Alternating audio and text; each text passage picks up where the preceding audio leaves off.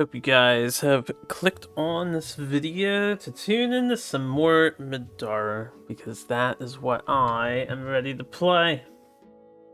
Alright, last time we had an encounter with the ghoulish ghoul, and I tried to cheese the ghoul with poison, which would have worked too. I would have got away with it if it wasn't for a couple bad decisions.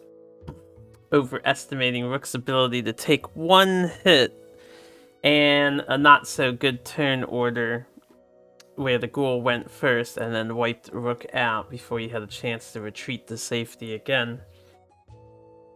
And then the oppressive, just the fact that we have to roll a minimum of 8-6. Well, it's technically 8-5, but I believe these dice don't have... Yeah, they don't have a 5. Our averages that we have to roll are 8 6s or 7 6s. Literally, in terms of the dice, we have two numbers that we have to hit, and they're both tied to the 5 and 6 face, so it's 4 out of 12 odds of ever hitting the monster, because 13 armor is about a tier higher than us. So that's what really did us in at the end of the day, I think. Otherwise, we did pretty good getting there. We got out with a few things. We're restocked now just a little bit, and we're gonna tone it down, hopefully with something a little more at our level. We're gonna check out this side quest, Malik's mission, and find out what Malik has in store for us. I feel like it's been a little while since we've heard any readings, so, right. Let's pause the musical website here. I've got RPGN on again. I'll lift this up so you guys can get a comfortable reading position, and we want Malik's mission. I imagine it would be this. Mia? Remy hurried across Okay. street, heedless of the traffic. It wasn't like there were any cars to worry about. She found her father's steward waving frantically to her from a shaded pavilion. She didn't look any different than Remy remembered, though the house color she wore today had a slightly different cut. But Remy couldn't help but notice how right Zeke was about her outfits. Has my father found anything about Theodosian yet? Remy asked, running her eyes up and down the ensemble. The woman beckoned with one hand, retreating back a few steps into a nearby alley. Remy followed. Unfortunately not, young mistress, Mia muttered, thrusting a thick letter towards her. Master Malik told me to give this to you. He said that while he's diverted resources towards finding out more about Theodosian, he will require your help with a few minor responsibilities. Sure. Remy took the letter, turning it over once in her hand. Her father's seal was set into the black wax there, still warm. Tell him I'll do anything he needs if it means he'll help Nightingale. The steward bowed and retreated without a word, just as her friends made it into the alley. What was that about? Nightingale asked, looking between Remy and the letter. Is that about Theodosian? I wish. Remy slipped her finger under the seal, snapping it and flicking the letter open. She skimmed quickly over the brief note inside, then glanced back at all the successive sheets. They were shipping manifests. What is it? Rook sounded almost as though he were forcing himself to sound casual. Something more important than Nightingale's infection? Not even close. She folded the letter up again. My dad says he needs my help so we can get that information for us. He wants us to check on a caravan that never arrived. The letter mentions getting the town guard to go look for it. Remy kept scanning the shipping manifests. It's supposed to be right outside of town, though. I think we'd be better off just going to take a look for the caravan ourselves. Who knows? It could be exciting. Her feigned excitement never reached her eyes. Is that really why you want to do it? Nightingale asked. No, Remy admitted, but I'd rather not let my dad down. You guys don't have to help if you don't want to. I didn't say that. Nightingale hugged her, albeit briefly. If it's important to the Rimster, it's important to us, right, guys? Remy cocked an eye at yet another strange moniker, but didn't say anything. Sure, Zeke said. So long as it's legal, Rook agreed. It is legal, right? Probably. Remy shrugged one shoulder. I mean, it's a letter about a missing caravan. Nightingale bounced back towards the exit of the alley. Legal enough for me. Let's go. As the group neared the site of the missing caravan, it became more and more apparent that something awful must have happened recently. Maybe we should have got the guards, Rook said, surveying the chaos of the scene before them. It looked as if an explosion had destroyed the caravan. Guards? Are you kidding me? We don't need a goddamn guard. We have the Rook factor. Nightingale looked towards Rook with a bright smile. He only sighed. Monsters! Nightingale yelled, her tail twitching in excitement as she pulled her weapon to the ready and prepared herself to fight. Okay. Page 83. I gotta say, I'm not a fan of the voice actresses' nickname, pet names that they're coming up with. But, you know, what can you do? It is what it is. The bungled caper. We do have a scenario here. Alright. The scene of the attack is complete chaos. A once extravagant caravan is scattered before you. It looks as if the wagon was torn to shreds, destroyed by a blast of some sort. There are a fair amount of monsters among the wreckage, but it is obvious that it wasn't just monsters that did this. It looks as if the caravan was blown to pieces. Chests and goods were thrown in all directions. The ones that landed in water look intact, but the current threatens to pull them over the edge of a cliff. Far to the north, perched upon a perilous ledge, a bladed weapon sticks out of the dirt. The ground it is driven into looks like it may give way, but even from here you can see the blade's fine craftsmanship. Okay. Yeah, in my brain, I immediately said to myself, the intro looks, well, the top right tile looks familiar, not the intro with what we just did, because I see Fragors. We have a Gevaldans and a Waterloa. We know we can handle these things, although the Gevaldans are a little worrisome. And, they really want me to race for this loot, huh? 4 loot tiles are around. Well, I've got a lot of movement. And my tank does not mind walking up to this, so. I don't see any totems. Oh, there are totems. Oh, there's one there, one there. I don't see any totems. They're there, man. Let's load the page. They're there. We can get the music going again.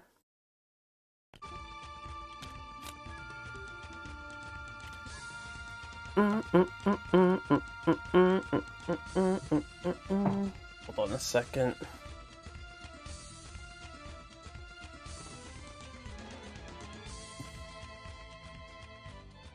I need to, like,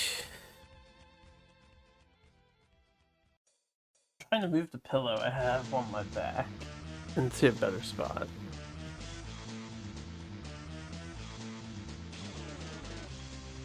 Okay, let's try this for a little while.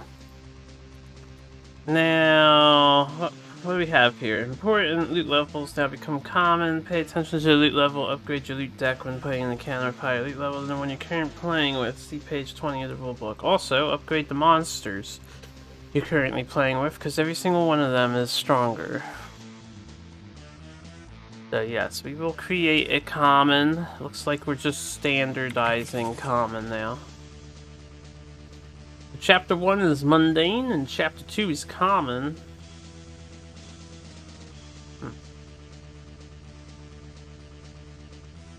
Chapter 2 doesn't seem too long. We're already on page 84. So I wonder if Chapter 2 and 3 will be common. and then 4 uncommon and 5 rare. Who knows? Anyway, these loaded in just nice. So the Grizzled Gavaldon, which, while I'm thinking about it, I don't know if I've ever flipped Gavaldon over. Nah, I have. I remember this quote.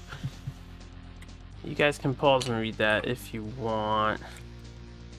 And we have the Fragor and the, well, this isn't right. Why is this a Watcher, Loa? Troubled Watchers. Does it tell you what they're supposed to be? No, this is not correct. Table devs, this is the wrong Loa. I mean, maybe I'm mistaken, so I made the other scenario slightly harder for myself. No, well, they're definitely in 2 skull. Bounties. Are they not present in common? In Unintentional Malum, starting from the encounter, Ramstead cliffsides and on. In the crawl mode, if the current level is common or greater.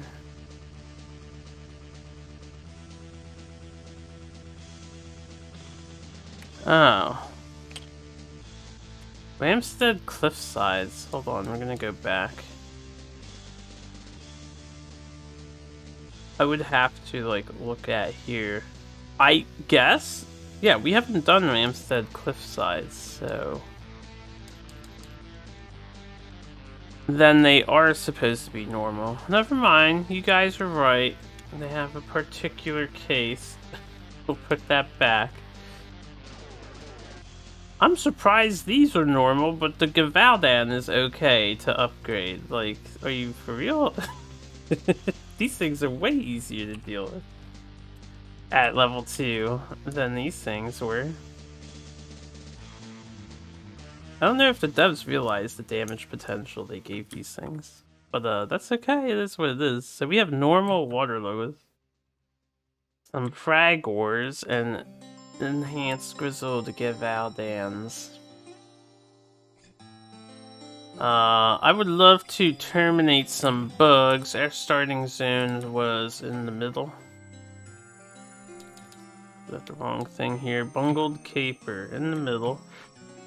Let us get started, and then I'll read some special rules.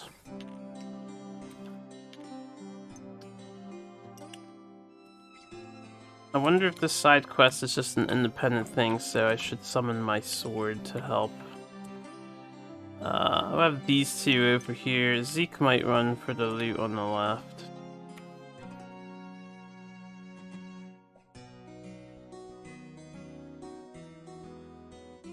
Yeah, I can move 10 spaces here and just grab that on the first turn.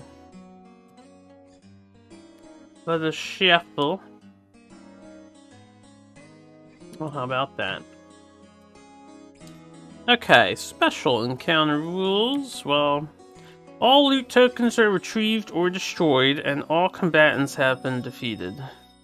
Is the win con. Lose con is we all just die. The special encounter rules. The blue objective token represents a weapon stuck in the cliffs. An adventurer in the space may make an encounter action to make a strength 10 check to pull it from the rocks. If they do, read the hidden text for the blue objective. There's a sword in the rocks.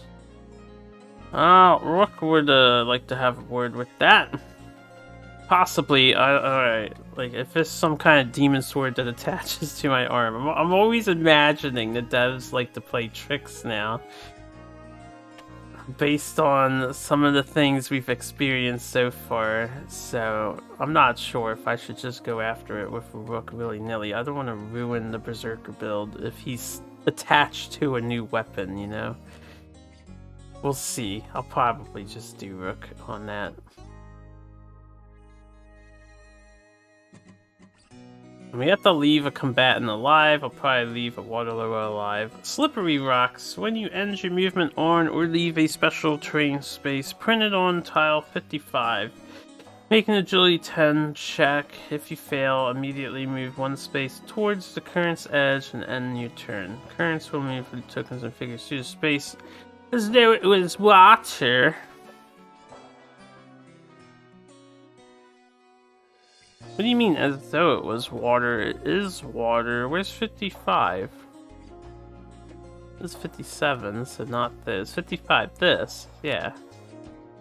So you end here if you fall on this, aka fly over. Probably. Dangerous edge. When a figure ends their movement on or leaves a special terrain space printed on tile 57, the space becomes dangerous terrain. Then they must make a perception 10 check. If they pass, they immediately move their figure to any adjacent space and continue their turn. If they fail, they are defeated. When you end your movement on or leave, you could die. So I have to fly. Oh crap. I have to fly or jump over to here. And if I jump, we have a bad time. They don't make it easy to get this sword. What is Remy's strength? 4. It's a strength 10 check, so I can probably get the sword with Remy. She is the best at avoiding things. Now, the ultimate question. Okay, the rock prevents that. I would say it prevents that too, because it's touching the edge. But maybe not here. Definitely not here. So if I ever cross these paths, we're gonna find out this blue totem is. I don't want to be overwhelmed, so I think Zeke's gonna collect this. We'll just get the loot tokens collected. If I bum rush the frag ores, we're gonna see the blue totem and probably have more things to deal with. Maybe I should just not care, as long as I don't reveal the red. I don't know what the blue is going to be, but I'm worried about it. Slow currents, so everything moves one space. Insignificant cave sickles. Adventurers are not required to kill the cave sickles when determining the win conditions of this encounter. Well, why are you spoiling, man?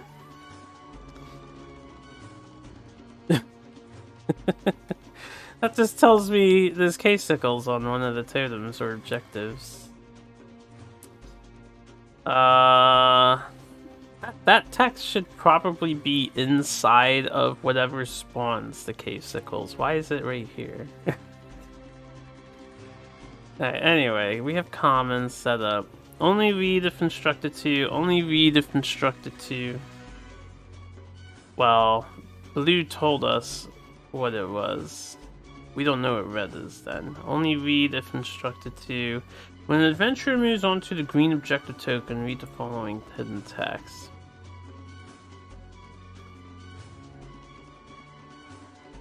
I don't see green, so that's secret information. Don't forget to use your alternate combat hats. Yep.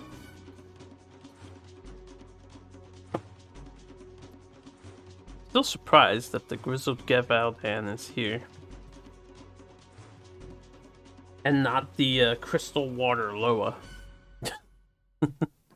Alright. I'll take it. Hold on.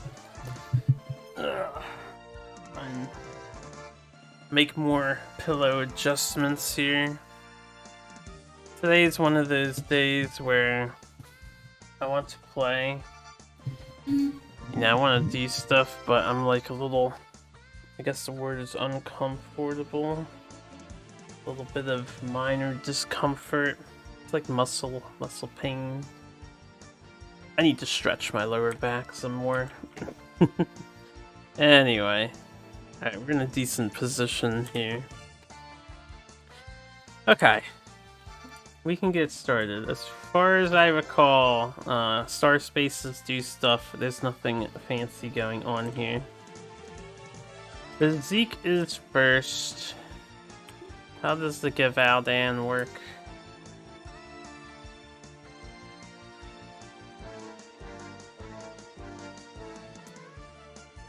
I honestly think this might be a one and done.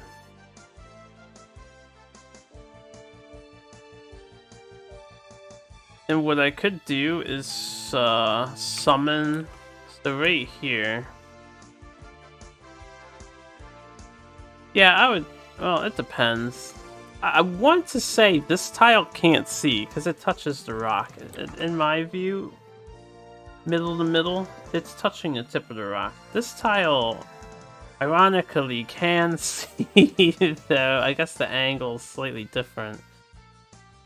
It's like barely not touching the rock. You see that? I don't know if you guys can see because, you know, it'll be blurry a bit. Being a recording quality. But, kind of tempted to summon Zulfikar here to bait their attacks. At least one of their attacks, because they'll attack twice, right? No, they'll actually attack once with the pull. So if he can dodge, that's fine. If he gets pulled, we reveal this, and then, you know, more shit happens. That's also fine. Oh yeah, what's Zulfikar's strength? He can maybe get the sword. we could use the Phantom Sword in the ground to get the sword. 3. Never mind, it's not that good. I think I am gonna end up summoning him, so let me get his stuff out. Zulfikar is back for this round because we just need to kill stuff.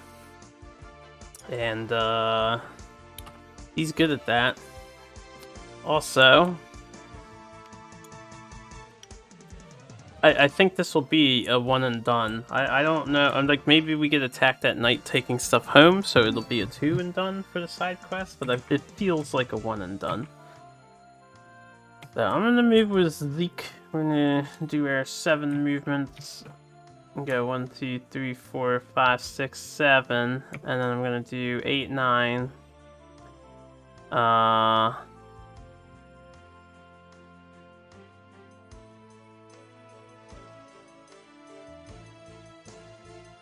10. I need to get 10. I don't have an extra SP.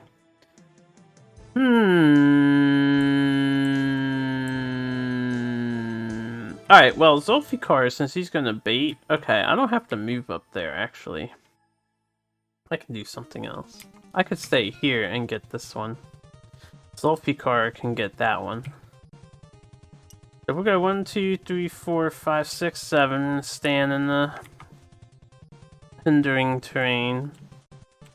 For 1, I'm gonna pick up this loot token. So we found yellow loot. It stays out now. Doesn't go back. And we... Oh yeah, where's the thing? I left it over there. Gain 2 random consumables. I definitely like that. Hold up.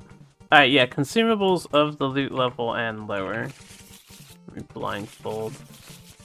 Maybe we can get some good shit. Okay shit. Alright, these will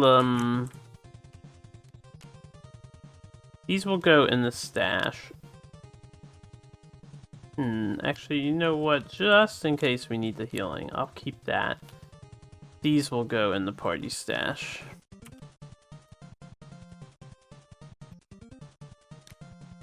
What else is in here? Oh yeah, my older... I meant to sell that. We'll sell it later. If I remember it's in there. His old shirt. His... whatever you call that. Night shirt. I will summon my Loyal Esper. My Zulfikar Spirit Blade. Gain my 2 tokens. We'll summon Zulfikar over here in the water. And then he goes after I go. And I guess that ends Zeke's turn. I could throw, but I will not as... Well, I don't get a -1 to hit. I actually don't need to worry about that. I won't throw my darts yet. Save them for later. Zulfikar. So he can pick up the treasure chest. It just goes to our owner. So we get green loot. And Inside the chest, you find 20 gold. Definitely could use 20 gold. Need more stuff. Alright, okay, trying a new thing out. Since you don't lose gold, we're just gonna add it to this pile and I'll add it later. Instead of constantly going back there. Then I'm gonna move with the Sulficar. I need to remember what he does.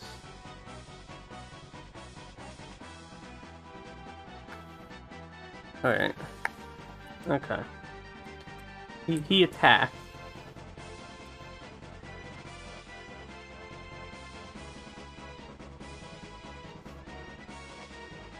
I really think this does not reveal the totem, so I'm gonna move here. Hold on. I'm about to fly to get the other treasure. Doesn't... Maybe I should just reveal it now. Yeah, alright. There's no point in hiding from it. I can, Well, I want to be in reach 2 with them. I don't want them to do the double attack, so I'm gonna go here. I guess we'll reveal it later, and we'll reveal in like a second. It is Rook's turn. Rook is definitely going to smack something in the face. Something called a frag war. So we're gonna go 1, 2, 3, 4, 5, 6, 7, 8. I'm gonna need some SP. Let's just gain SP. Both Doom breaks. We'll have 5. I'll be at 4 when I trigger the move. So, where's my black dice? The cleanup after the ghoul battle took it away. Alright, 1 is fine. 2 are fine. Good. So 1, 2, 3, 4, 5. I believe once I hit here, I can see this. I assume this is just gonna be the fucking sickles.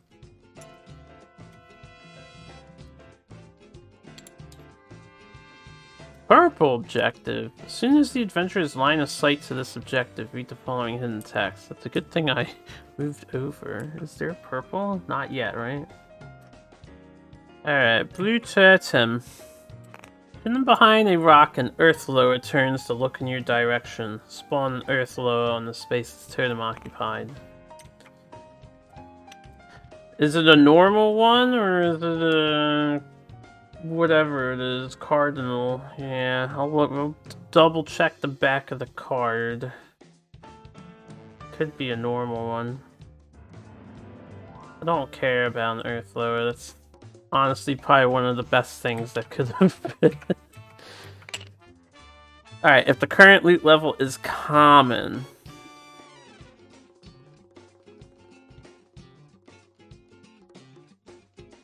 So, he is spawned. I guess the water lower is just treated as slightly more dangerous by the devs. I am surprised. I mean, yeah, it's 18 HP and arcane with 11 defense. It's annoying as hell, but still. Anyway, so this is a cardinal Earthlower. That's all we need to know. Trying to get the right spot. Have I ever read the back? Have I let you guys read the mineral menaces? So you can pause this and read if you desire. Easy peasy.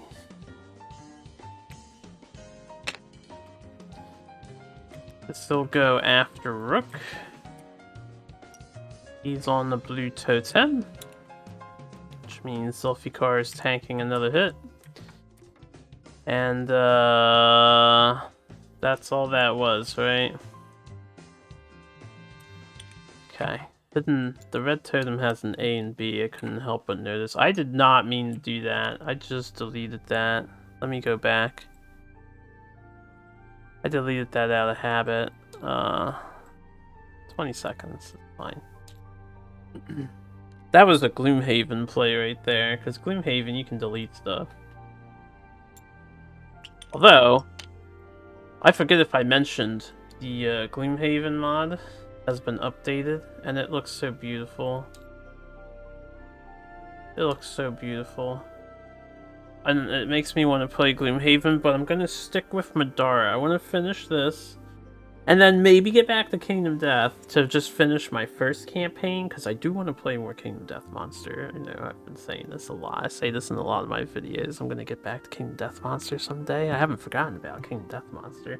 We're 10 years away from finishing Kingdom Death Monster. I took the time to cheese the Phoenix and farm up in a super invincible character. I mean, he's not completely invincible. He just has like over 1,000 insanity, or whatever, and he's got the thing that he thinks he's invincible because he's got a disorder or whatever. So we're gonna use him to cheese the Goldsmoke Knight and the Butcher and stuff, and probably the Watcher. So it's pretty much not guaranteed win based on dice rolls, but I'm ready to finish it. And there's so much stuff I want to do, but you know, right now Middara has my interest. This is like my casual game. I haven't been playing anything else on the side. Speaking of which, for anyone who likes watching my videos, I will return to Bravely Default to 100% no EXP challenge, but probably after Middara as well. Because honestly, when I'm done this session with this, I'm tired, and then I do want to, I want to like take a nap and then stream and exercise a bit, and I don't know, Middara just takes up my time now. Anyway. Where was I? 1, 2, 3, 4, 5, 6, 7, 8. We're here. I'm gonna do 9, 10 so I can go here.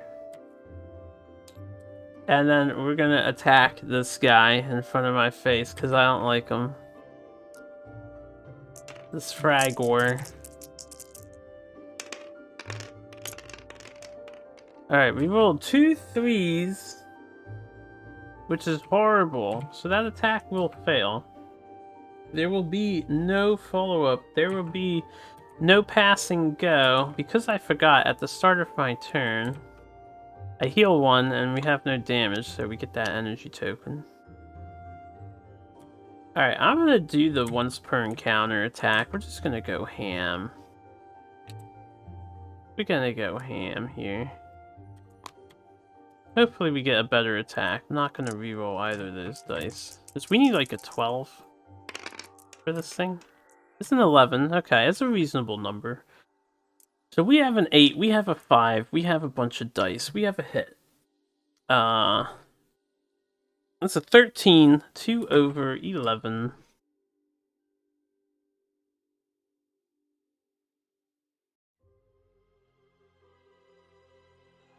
And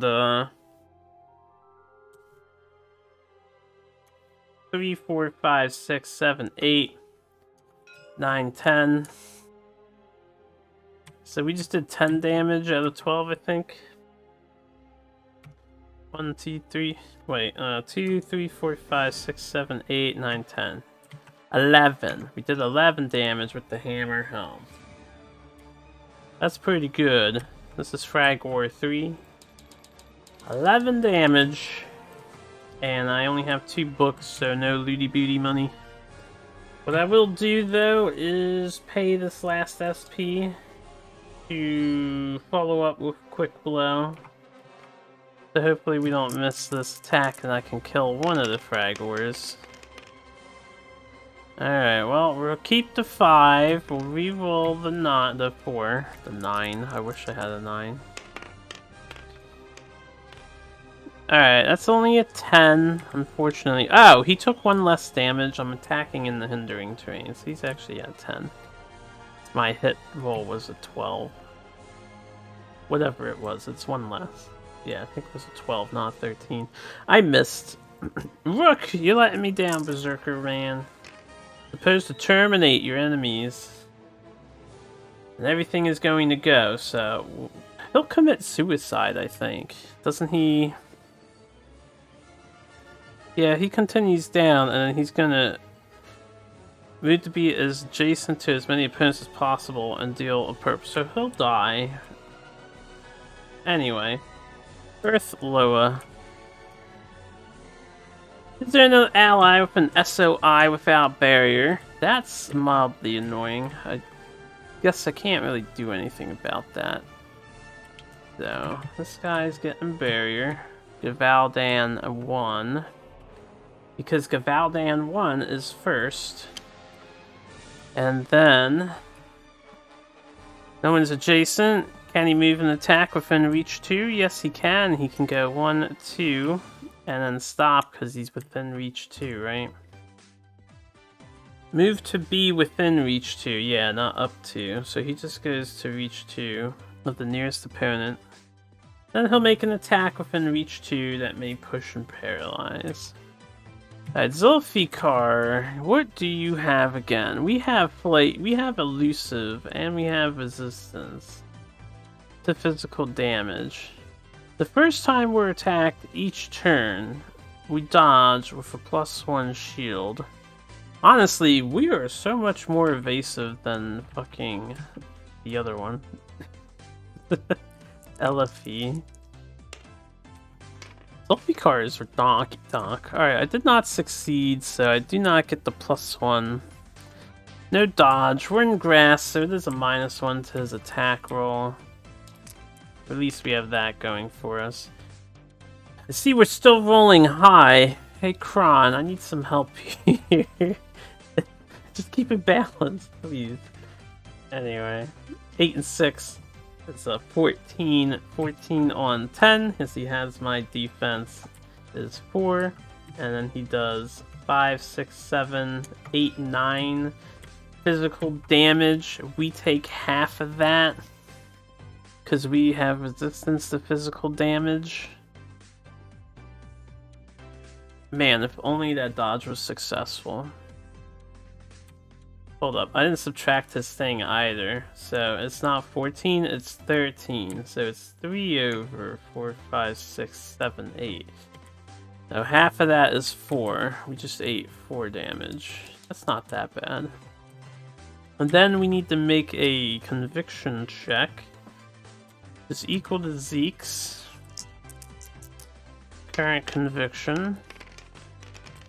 We got a 4 and a 5, it's only a 9, so unfortunately I will be pushed 3 and paralyzed. So 1, 2, 3, we're over here now, and we're gonna idle for a bit. Guess that's fine. Zulfikar, he'll be back in it in no time. He wasn't ready for the earth lower behind the rock, it was a surprise to everybody. Watcher lowers. So the first one, we're within SOI. She has no buffs or debuffs to remove. I guess she has no debuffs or buffs to remove in that order. So, 1, 2, 3. Yeah, she's gonna target Zeke. As Zeke and Zulfikar are tied for lowest conviction, and Zeke goes first. I guess I'll be thankful she's not a crystal. She rolled a 7 though. And I was getting mad at the high rolls last time. Like this 7 right now, that was a really shitty roll. I have half of mine. I may realistically stop using this thing because that's a fine roll, right? That's an okay roll. I'm even okay with that to get some variance. That's a good roll. But when it does that, like, oh, I'm gonna spin... How do I represent it on tabletop? It's just like... I don't know how to rotate this thing, actually. You guys know what I mean, when it just, like, spins around at a perfect circle and then just lands on the number that's up. And the number is always a high... Like that. I don't like that. I hate that. That's not a roll, man. You gotta roll the dice. I'm tempted to start rolling for the monsters too. Look at that 7 I just got. That's gonna count as my conviction. Cause fuck you. Alright, she hit me. She rolled like a 7. 7 and 6 is 13. We got a 7 and 2, which is 9. So I will take a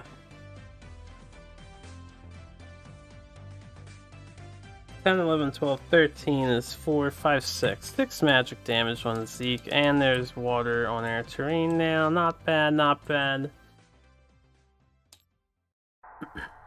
Anyway, it's just a thought I've had in my mind Every time I see the dinky rolls come out of the script, it makes me a little sad inside, because they're always dinky when it's a high number.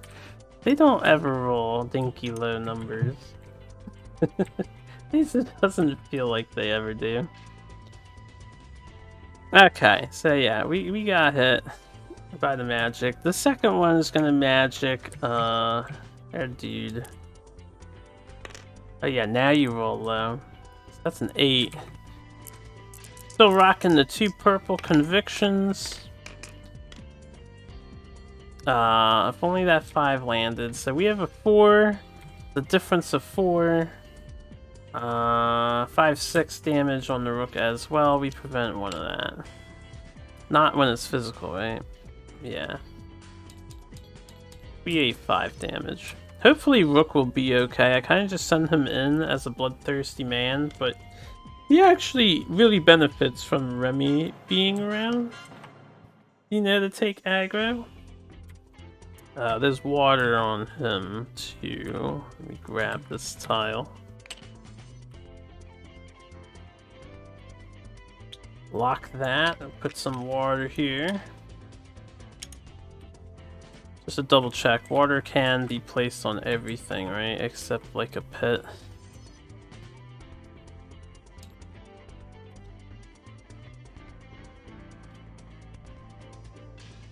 Normal, hindering, and muck. Yes, yes.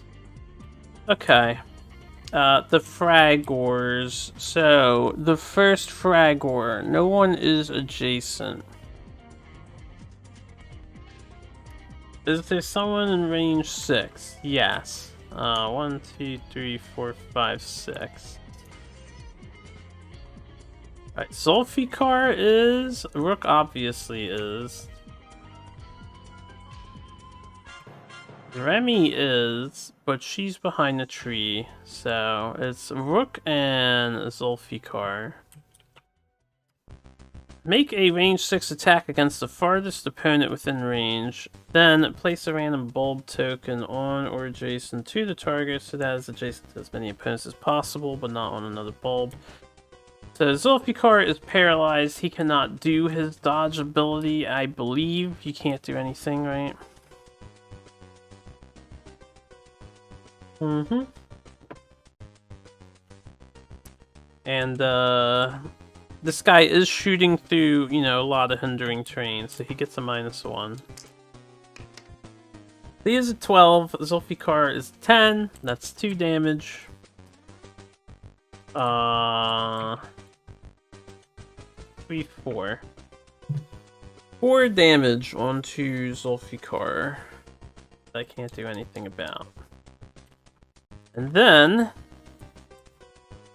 let's copy our bag, because you know, I don't want to accidentally destroy the one that's up there. I just unlocked it. Shuffle, shuffle. And this is over here. Either one of these spaces. I think this one would be more disadvantageous to me. I'm not likely to go into the water. Like, realistically, I'm gonna pull to the right and ignore her until the very end of the scenario. Alright, so that was the first one. Continue down. Can it move adjacent to an opponent? Yes, it can. You have a movement of 4. So he's going to move to be adjacent to Rook. That's as many opponents as he can do. And then everything adjacent to him, taking 3 physical damage. They really commit suicide quite fast, don't they? This is reducing ranged attack damage. So 1, 2, 3. I'm going to be in pain by the end of this. Fragor number 2, due to his angle, 1, 2, 3, 4, 5. He can't reach anyone except Rook. I have to rule that he is shooting through his ally. It's very clearly touching this tile that the other one's on. So he's going through his ally and hindering terrain. He gets a -2. I will save my dodge for 3 because I might be able to kill 3. So I'm just gonna let him shoot at -2. Okay, he gets an 8, it's a 6, so he misses. Then he still places a bulb token down. What happens when they run out of bulb tokens? It'll be on me because it says on or adjacent, so it's on me. Adjacent to as many opponents. And then he's gonna move to be adjacent to as many opponents as possible. Unfortunately for him, unfortunately for me, 1, 2, 3, 4. I think he moves here. That's the closest tile, because it would be 1, 2, 3, 4, 5 to go here. So he's gonna blow up all his friends right now, which is pretty great if he gets at least a 2. He only got a 1. Of course he's not gonna hurt his friends. 1 damage. What a shitter. I was hoping he would kill his friend. Okay. Now the third one is going to go. He's going to make the melee attack against me with the person with the most damage. We will dodge this melee attack. Alright, I have a +2. That's actually a 3 for our hoodie of deflection. And we're in the grass, so he gets a -1. So 13. Yeah, now I have the 13 defense, fool. 10, he does miss. I will get my free counter attack. I just need to hit. Like, literally just need to hit. I missed. Wah, cry every time, man. Is there anything I can do about that? I don't think so. Alright, he'll commit suicide. It's fine. So he missed, I missed my counterattack. He has no follow-up of inflicting disease. He will continue down and shoot somebody though. Now he's 1, 2, 3, 4, 5, 6. He can actually reach Nightingale due to how range works, and since he's on the perfect diagonal, he gets to choose which tile he's looking through, so he can see Nightingale. So he's gonna shoot Nightingale. I've got 2 armor, so I'm just gonna tank this shot. Alright, he rolled an 11. He does hit me through 10. That's 3. I have 2 armor at the moment, so we take 1 damage. I'll just eat the 1. I can heal it. But there's a bulb token down here. Things are quite annoying. I guess it would be on her since it's adjacent to Remy as well. And then he's gonna stay next to this guy and probably roll a 7.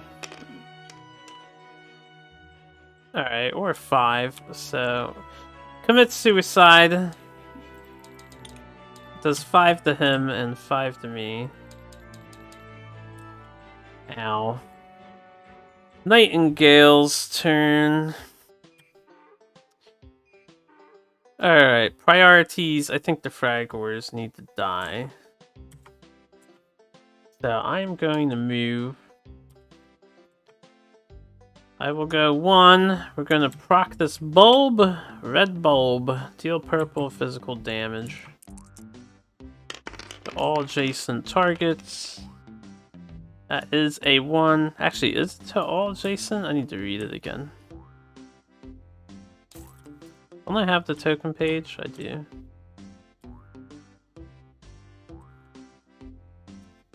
All figures on or adjacent. So I just rolled a 1. So 1 damage. We have 1 armor. We're fine. Remy has a lot of armor. She's fine. So that's, red bulb's probably the best bulb. So 1, 2, 3, 4, 5, 6, 7, 8. I'm gonna do some Bring the Shadows, I believe. Yes. We're gonna pay for Bring the Shadows. Oh. Even though I would be attacked by the Gavaldans, I might want to be. Because now that they have to move and attack, they're gonna attack twice. Ooh, this might work out really well. I ignore all figures with this movement, right?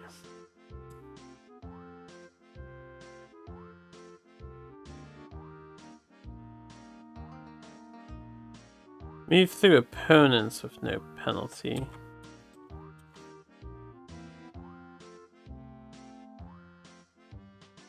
One, two, three, 4, 5. I would need 7. Alright, before I do this, before I do Bring the Shadows, I'm going to use the Infection to take 1 damage and add 2 SP to my normal movement. So I could get here. 1, 2, 3, 4, 5, 6. Then I'm going to move the shadows and end up over here next to this guy. So I only hit this guy. Alright, you got a 2. That's an 8. He got a 9. 1, 2, 3, 4, 5.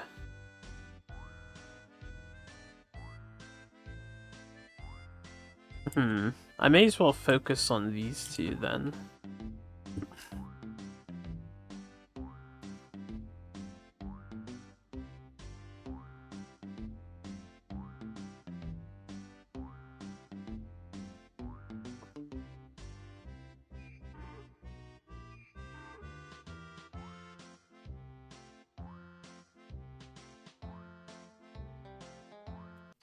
If the farthest opponent, so he's gonna move here and then attack Zeke. And it's through hindering terrain with reach, so it's a -1, I think. Then the farthest person, 1, 2, 3, 4, 5, 6, or 1, 2, 3, 4, 5. That's actually Rook. And they're both gonna do that. So I'm wondering right now, I'm gonna duplicate my shadow, end up here, and then duplicate it again, and I could do 1, 2, 3, 4, 5, 6. I could actually walk through all 3 of these. I'll take the hit from 1 Gavaldan, maybe 2. I'll actually be kind of vulnerable. If I go here, 1, 2, 3, 4, 5, 6, then I'll have hindering terrain helping me. And if the first one pulls me in, that would actually be good, because then the second one would also stay put. Otherwise, the second one is going to go after me. And then whoever is the farthest, which would be Rook. Remy goes next. Right. Remy could tank these guys. So maybe I should just worry about the frag ores. 1, 2, 3, 4, 5, 6. I'm going to worry about the frag ores. The first one, I got a 7. They have 4 and 8, so they have 12. I have 7 and 6, which is 13. So I actually hit the first one. He will be cast in darkness and suffer. Oh, wait, that's the wrong die. I don't know why I thought it's white. It's my casting die.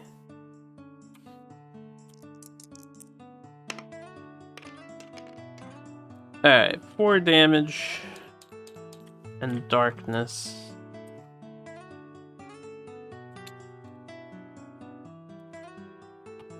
Drink that. Second guy. First the spell cast. That's a 9. Alright, we hit him. So casting die. Could potentially kill if I get the 6 or 7 here. That's a 6, so we kill the second one.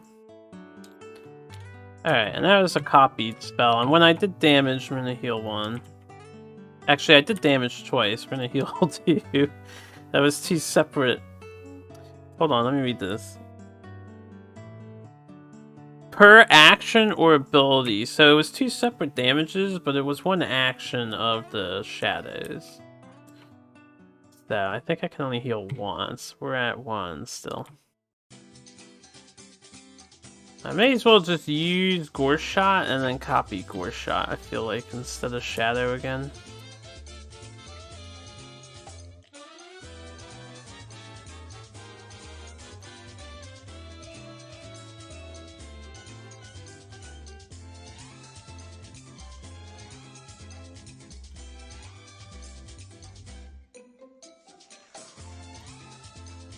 If I don't want to activate this red totem yet,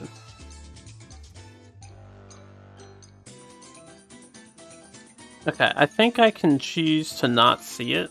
Again, we're on the very corner, so I can pick which tile. So it's not a problem if this loot goes up 1. I can get it next turn. I'll stay put. We'll Gore Shot the Fragor.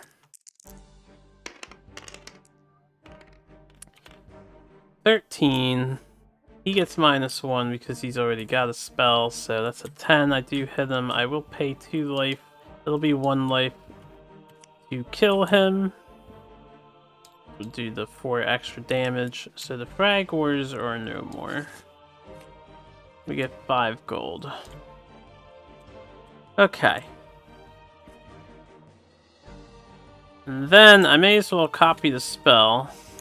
2, 3, 4, and try to get some damage on the water loa. Actually, 1, 2, 3, 4, 5, 6. I'm gonna hit the Gavaldan too.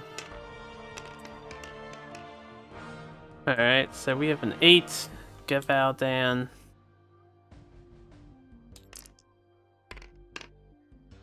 Rolled a 7 actually. I guess I'll pay 2 life and we'll do 6 damage to him.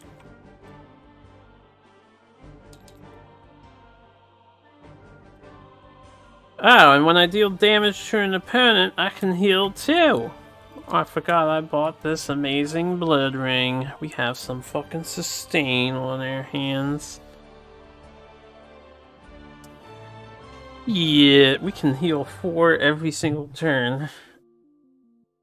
Up to 4, you know, if rolls go well.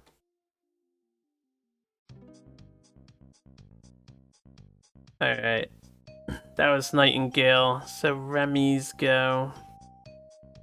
Remy wants to tank, obviously. We need to get her up there. So, let's spend a thing to move a 6. Let me think about this. 1, 2, 3, 4, 5, 6, and then 7, 8 right there. Alright, I'll spend 2. To move 8, we're gonna do Shady Training to go here, and then 1, 2, 3, 4, 5, 6, 7, 8. We're gonna fly over to here. This way I can tank for the team, like a good teammate does.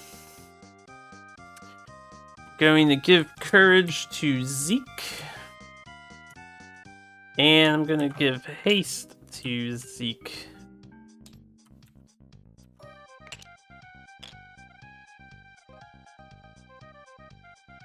What song is this?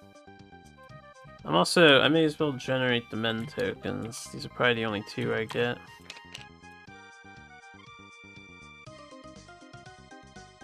I'll use a men token on Zulfikar now.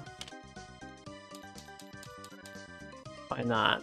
He'll be okay. He only has a water loa to survive. He actually he can realistically die to the water loa. If the water loa goes first and I don't get next to it, he can realistically die. Give Valdans. So, no one is adjacent. They will attack a person within reach 2. And that's all they're gonna do. And hopefully they fail. The first one's gonna go, I'm in hindering terrain, he gets -1 to his attack, I'll dodge for free. Because if the first one doesn't pull me, then it doesn't matter if the second one does. Alright, so we've got a 2, it's a 12.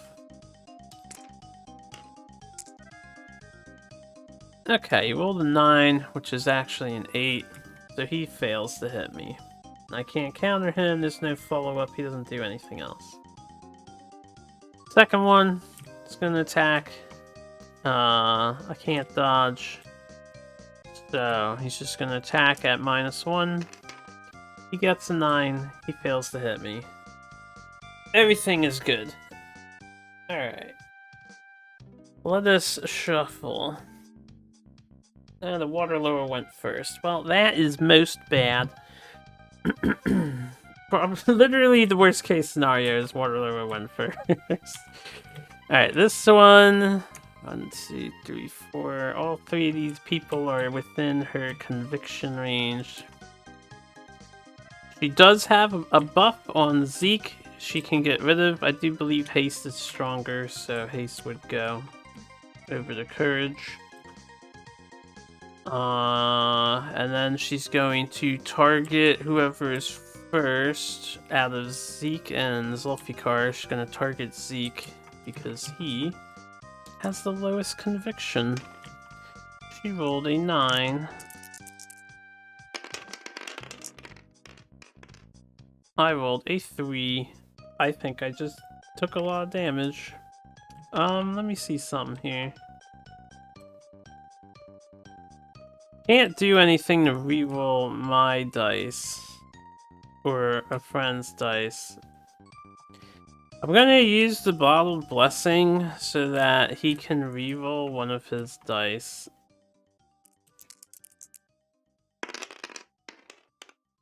Okay, we have a 9. So we block the spell instead. I think that's a good use of a bottled blessing. That's $6 well spent. I'm not trying to have poor Zeke go down already. That was about to be like 8 damage. I'm already hurting. So no, nothing else from her. The second one, I don't know if I can... I have a bottle blessing, so we can maybe save Rook. Rook is getting... Oh yeah, Rook is getting sniped here.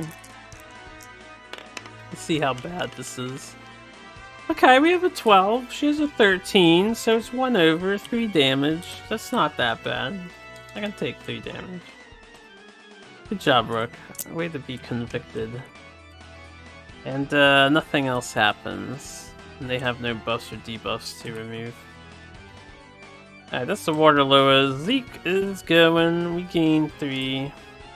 We, what's our priority here? Get Valdans, right? And then I can tank this guy all day. I don't even care. As long as Remy stays there. Get Valdan 2 is wounded and not armored, so he is the target. I'm going to move. We're going to proc this. Oh yeah, at the end of the turn, these things went up the river. We're going to proc this bulb. So 1, 2. Black bulb. Place muck terrain on all adjacent spaces. I don't think that even matters. Muck just increases the SP cost of stuff, right? 1, 2, 3, 4, 5, 6, 7, 8. That's a lot of muck. Oh, I could use... Okay, there's a 2x2 muck that I could use. Hold up. I think it would look fancier. I didn't realize there's a 1x2, not 2x2. Oh, there is a 2x2 too. 1, 2, 3, 4 would cover all the terrain, right? And let's keep them together. What place is hindering terrain? I don't think I've ever seen that. Ah, well, probably scenario stuff. Alright, so we've got a lot of muck showed up. So... Muck can go on water, yes. Actually, no, I think it can't. Muck.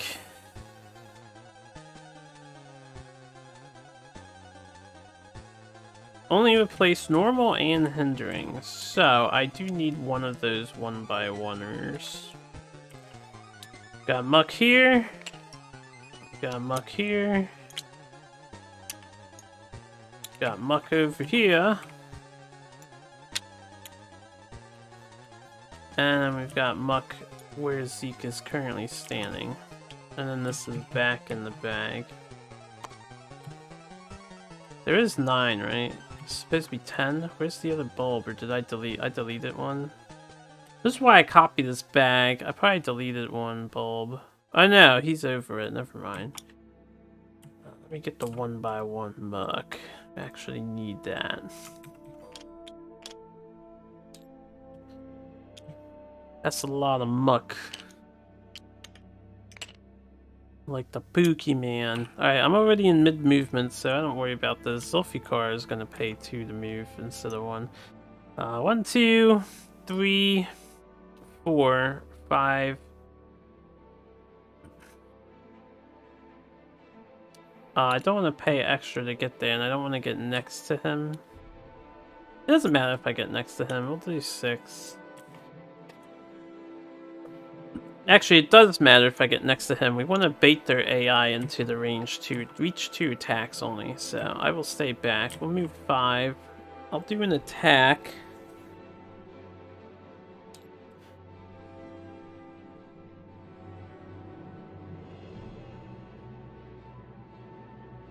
Now,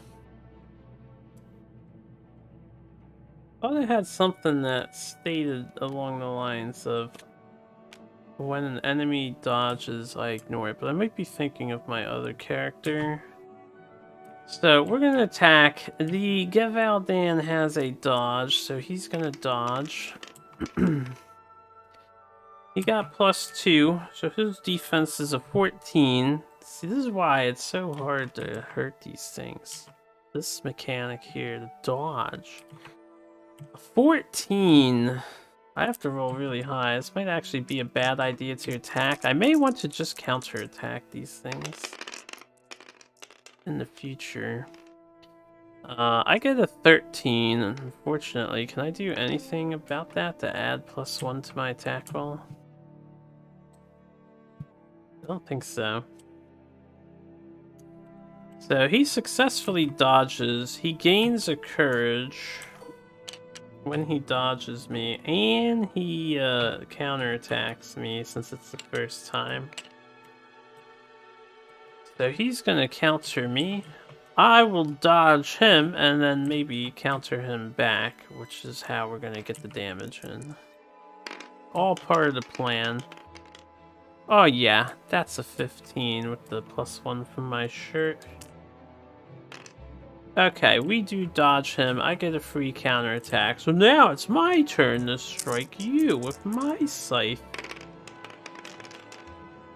That guy didn't miss. Well, I didn't hit either. That 4 needed to be a bigger number. Gavaldan is a 12. We got an 11. Needs more accuracy. Since I missed the courage here, I missed the first time, right? I lost the courage. We're gonna use this thing and get one more attack in. Hopefully, I can at least beat a 12 this time. Alright, well, I beat the 12, but we rolled a skull. I don't think I can do anything about skull. So, here's the deal. I'm gonna throw a throwing dart, and depending on how much this does, I might just throw all of them at this guy. Just fuck this guy. Alright, we did 2. I'm a believer. This is why I paid for throwing darts. I'm gonna throw them both. Let's go. We'll do one at a time. Alright, 2 more. And 7, 9 more. 2, 3, 4, 5, 6, 7, 8, 9. He's literally 1 HP away from dying. I hate these Gavaldans so much. They're just stacked. You're gonna get a free dodge. Doesn't need 12 defense base. Anyway, it's fine. It's good that he's so strong. Zeke has done all Zeke can do. He's gonna... We're gonna use that point to restock. Damn, that sucks. Zulfikar is paralyzed. He still gets his 3, but he's now immune to paralysis. immunity to paralyze.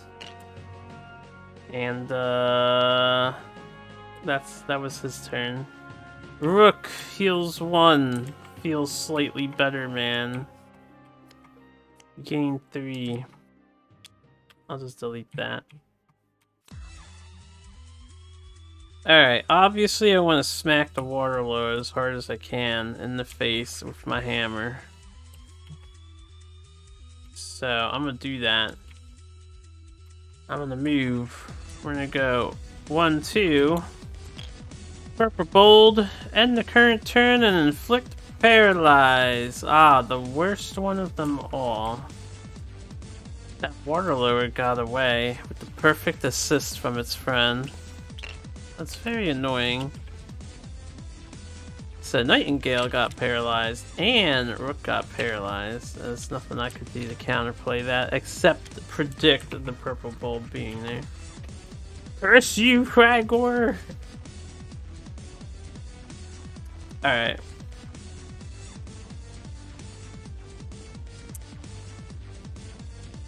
I should have teleported, but I didn't want to use Earthaloa. His target is Remy. He's gonna give barrier to Gavaldan too now. Oh, Gavaldan missed me on the counter attack, so he lost courage. And he's gonna attack Remy. Remy is... We're just gonna tank this. He gets -1, I'm in terrain. He rolled a 10, I have an 11, so his attack does indeed miss, and I don't think I can really do anything. I need to poison that boy. Nightingale is paralyzed, so we do untap, but I can't do anything. And I gain immunity to paralysis now.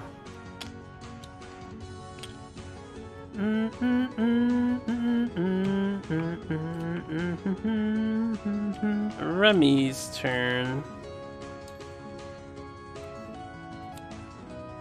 Okay. The Waterloo would probably fucking with Zulfikar on this round. Buffing myself would be meaningless, so I'm just gonna reapply both of these things to Zeke. So we'll get Haste and Courage since he's out of range of the Waterloo's magic spell.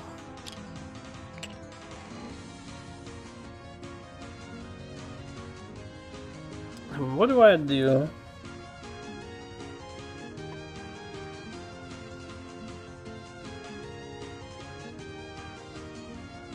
Fragors are off this chart. I think I stand here and I can tank all day standing here. We don't want to proc anything else. Zeke's gonna get hit by Gavaldan too since he went first. Yeah. But we'll tank the other two. So that's what I'll do.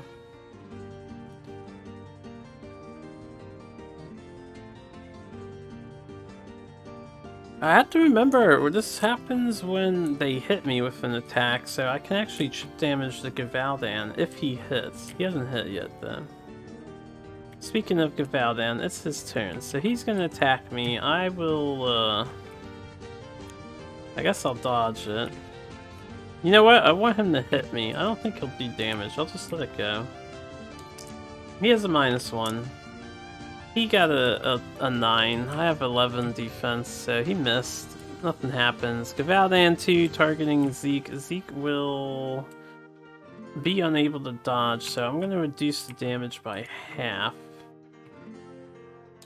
Reduce physical damage by half. Good thing I did. He gets a 15 over 10 is 5.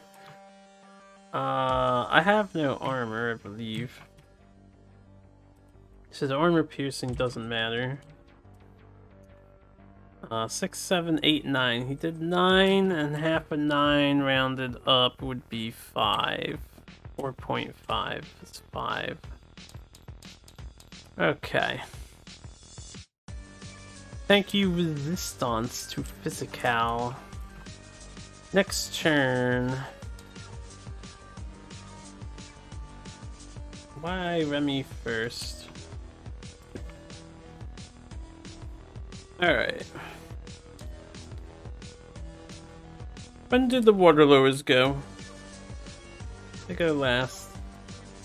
The Zulfikar probably wants to say hello to the water lower. No, Zulfikar actually wants to help kill a puppy. Which means Remy will tank the water lower. Zulfikar can get out of range. So we're gonna buff Zulfikar with these two things, Courage and Haste. I'm going to mend Zeke for 6. So that's all my healing. I'm going to...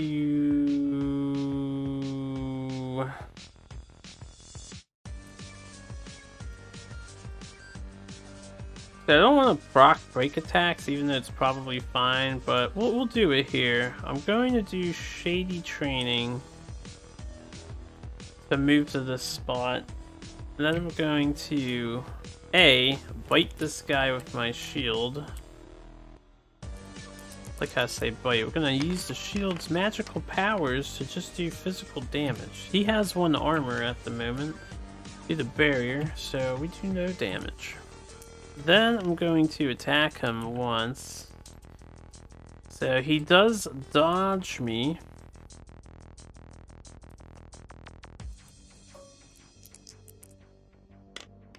That a little better than that. There we go. I like a good roll. Alright, his dodge is nothing, so we need to beat a 12 with a white and a teal. I have 9, so I do fail to hit him. His dodge succeeds. He does gain a courage token of his own.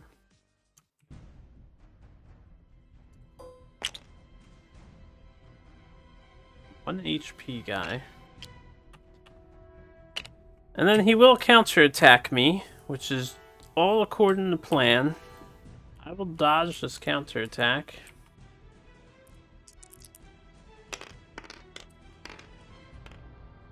Alright, I get a +1, so I'm at 12. Not in terrain anymore. No -1. He got a 12, so he does hit, all according to plan. Actually, I shouldn't have dodged.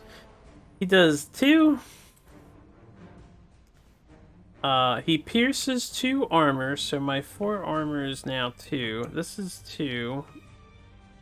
And then this is 1, 2, 3. So 3 damage got through on Remy. And since I got hit, I'm gonna do 3 damage to him. 2 of it goes through, 1 hits his armor, so we actually kill him with our body armor. We will draw a coward. Gain 9 gold. Then I'm going to move over here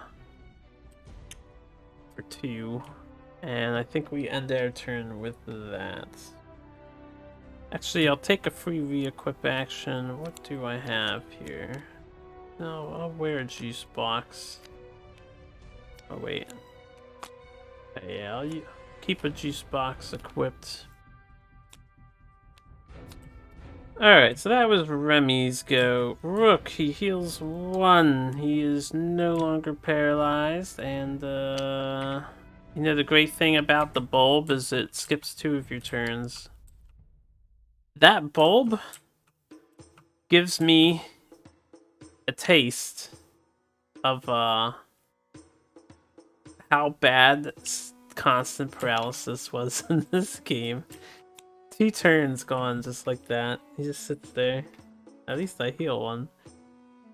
But ooh, not good. We're at max SP. We do energize. Energize. That word comes from Magi Nation. Any of you guys ever play that card game? I used to love that card game.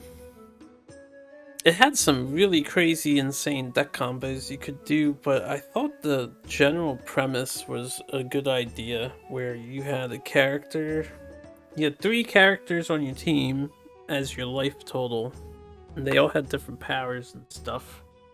The way they all played cards is they sacrificed their energy, which was their life, to give it to the cards you play. So you like transferring your energy into what you're summoning. This is a cool idea for balancing the game out. Anyway, Earthloa. He's doing his thing, his ranged attack. I can dodge this. Yeah, we can pay to dodge this one. I'll let the puppy hit me, so I can abuse my shield, but we'll try to avoid getting hit by this guy. So we're at a 13 right now.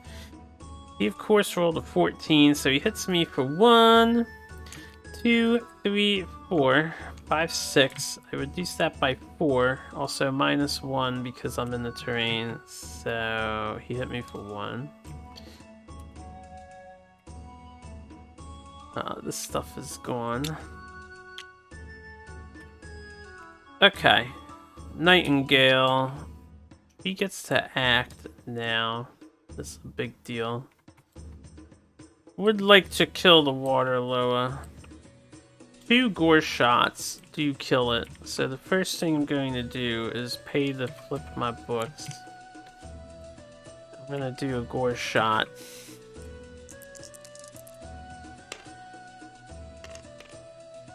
Alright, we have a 9. She has an 11. We'll do another gore shot. Alright, we have a 14.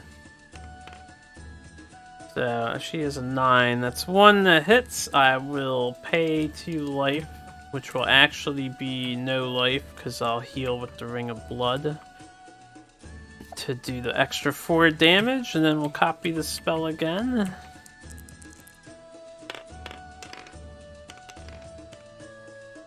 Alright, that's a 10. And that's a 7. I'll pay 1 life and we'll heal 1. Yeah, 3.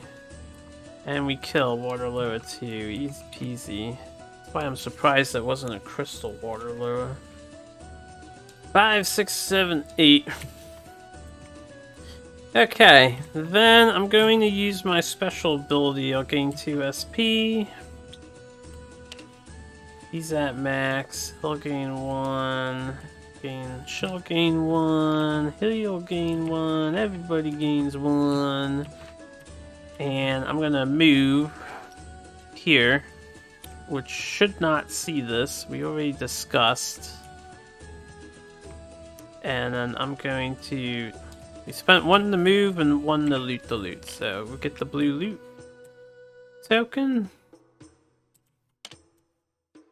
And just to check, purple as soon as I can see it. Blue is a sword in the ground. Green when we move on to it. Where's green? Okay, and yellow is when instructed to, and red is when instructed to. Blue loot. Wait, did I get blue? What was... I know I got yellow. What's green? What's 20 bucks? Yeah, we got blue. Okay, we got another 20 bucks. The last one will be the red, which I can get next turn. I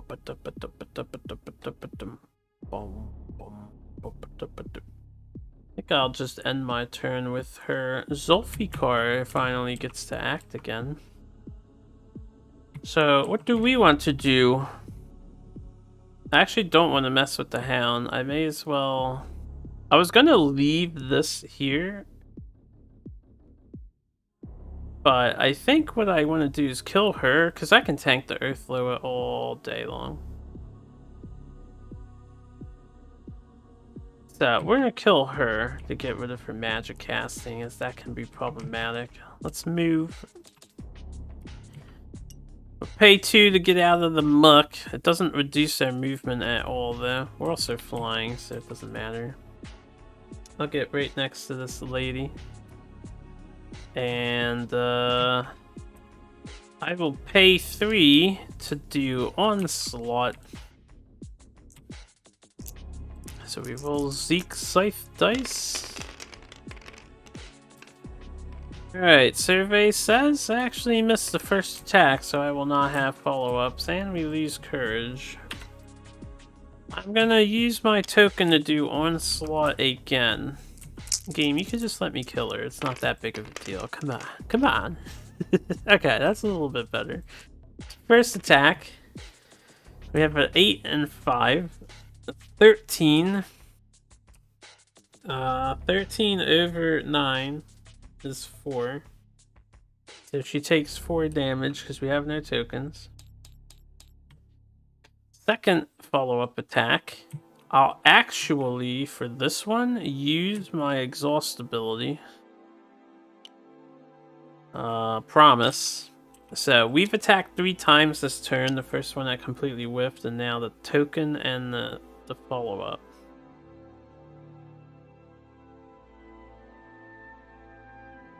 This is the first follow-up. I've attacked 2 times this turn, so I'm gonna get +2 to this. This is the first follow-up. I want to make sure we hit the second one so I can have a third one. So we have an 11. It's actually a 13 again, so that'll be another 4 damage. And then we get the third follow-up.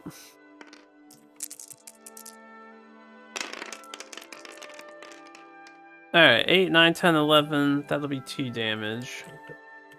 So I'm just going to tell him to do another onslaught. Why not? Okay, and I failed that one. So there goes my tokens. Good try, Zulfikar. Gotta roll a little better though. Zeke is up. We gain 4. And the move. Since Remy went first, she will be the target. So we're gonna go 1, 2 here and attack the Givaldan. He is 1 armor, but you know, I gotta attack.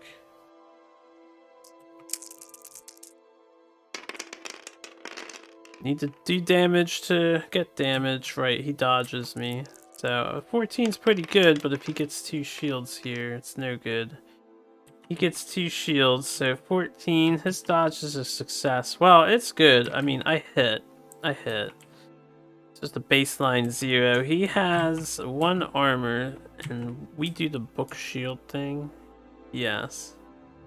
We have courage, right? So I did 2 magic damage, and then this book shield is going to be 1 damage because of his armor. And we have 2, 3, 4, 5, 6, 7, 8, 9. So we did 9 damage. Pretty good. Follow up. Might poison him with our sickle venom. So conviction roll. He needs to beat a 10. He does not, so he is poisoned. There's a really deep cut we just did.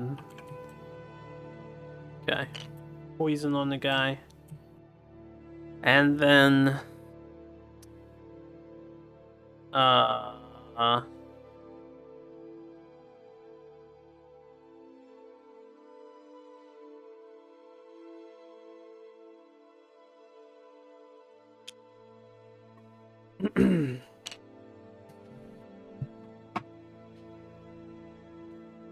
I need to double check. When you dodge and you make it, does it count as successful if you get hit, or is it only successful if you don't get hit? I cannot recall at the moment if he has that. 43.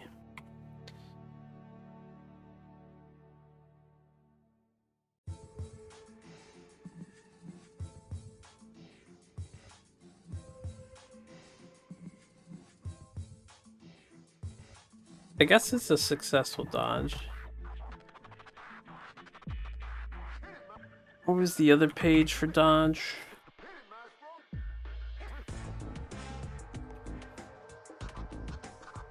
Dum bum bum bum bum bum bum bum bum bum bum bum bum bum bum bum. Ah, the attack has to miss. Okay. Just want to check if he has that or not. I will attack again. He doesn't have a dodge this time, so I just need to hit a 12 and we might kill him. That is an 13. So I do hit 1 over. That is his armor. We've got the starburst, so that's 2 magic damage, 3/4 for the book shield on courage, and then 4, 5, 6, 7, 8, 9. He is definitely dead. So 2 Gavaldon puppies gone. So far, not too bad. It was a bit of a rough start, but not too bad. Alright, and then the damn Waterloa.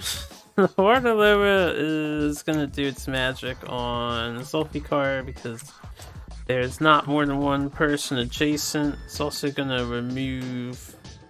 Remy went first. She has no status buff, so yeah, it's gonna take haste off of him. And then she's gonna do her spell cast. Got a 5, 6 and 5 is a nim. I don't know how to math. 11. Conviction is white purple. So I got a 9. That's a difference of 2. For 10, 11, so I got hit for 4 magic damage. It's not that bad. And there's water on my tile, I guess. Doesn't matter, but we'll put it there. Doesn't matter to Zulfikar because he's floating at all times.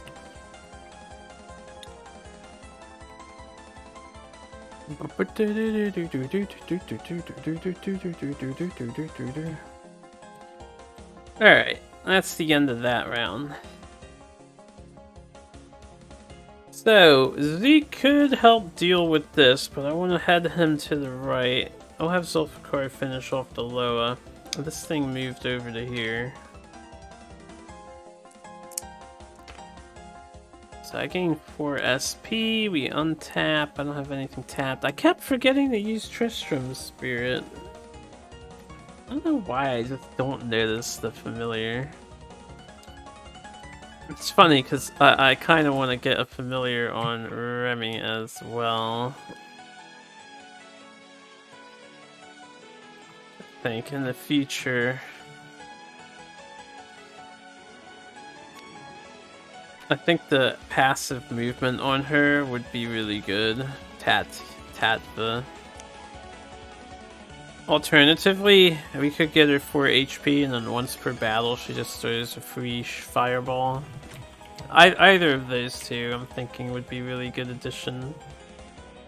But again, I gotta spend experience on it and I kind of want to upgrade the Sanctity tree. We'll see how experience gains are in the future. Anyway, Zeke, our boy, I paid 1 already. He's moving. We're gonna go 1, 2, 3, 4, 5, 6. I'll pay an extra 1 for 7, 8, and an extra 1 for 9, 10. Yeah, we'll just wait there. That's all my SP. No, I have 1 left. 7, 8, 9, 10, 11, yeah. Okay. Remy. 1, 2, 3. Okay, now that the Gavaldans are gone, my goal in life is to just stand here and tank the tree because I probably can't do 5 damage to his armor. Alright. So, we'll give Zulfikar haste and courage again. They're already tapped, but rebuff our friends. Actually, when does the Waterloa go? Right, Zulfikar is first. Yeah, we'll rebuff our friend. And, I think that's all I do. The buff costed an SP.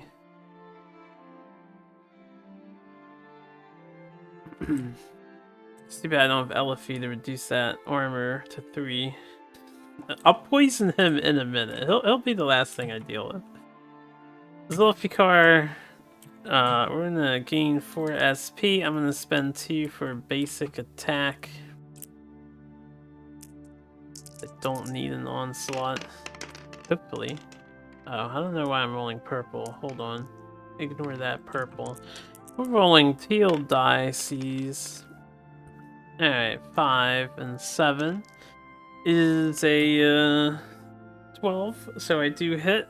That's 3 over 9, so we do kill Waterlower here.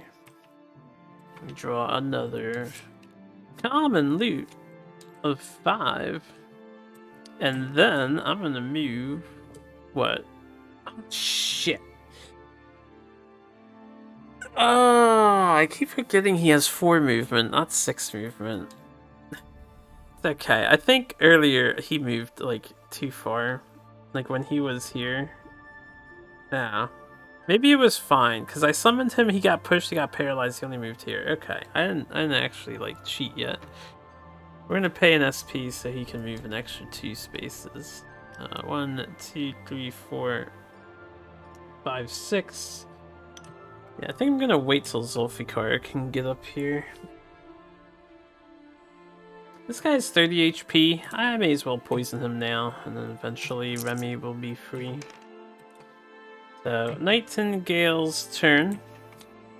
Gonna gain 3. Also, I can buff Nightingale, which would be really important.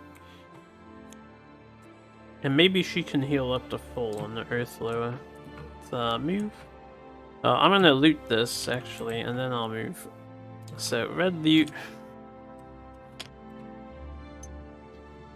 Read the hidden text for the red objective. Oh, I did not expect to proc that. You pull the waterlogged chest from the river and begin to open it. You and all adjacent adventurers must make a lore 10 check. Oh no! Mean all adjacent to the loot or adjacent to her? We got fucking Nightingale and Zeke trying to do a lore check. 3 and 2. If only Zeke was, or Rook was there. I had no idea to expect something like this. If you pass, you remember learning about this type of trap back in school, realizing what's about to happen. Okay, well, let's make the lore 10. I assume it's you and everyone adjacent to the loot. Yes. So, a lure 10 check. We just need a 7. It's doable. Not with a 3 and a 1 though. So we do not know what kind of trap this is. I wouldn't expect her to know.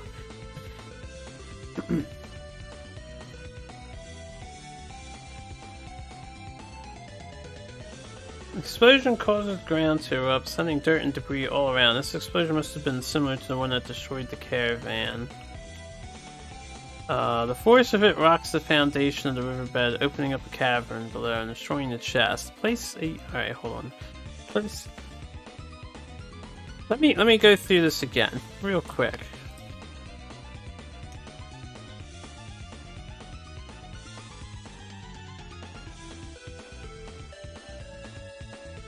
I don't know that though. So do I not do that? It should be worse for me, right?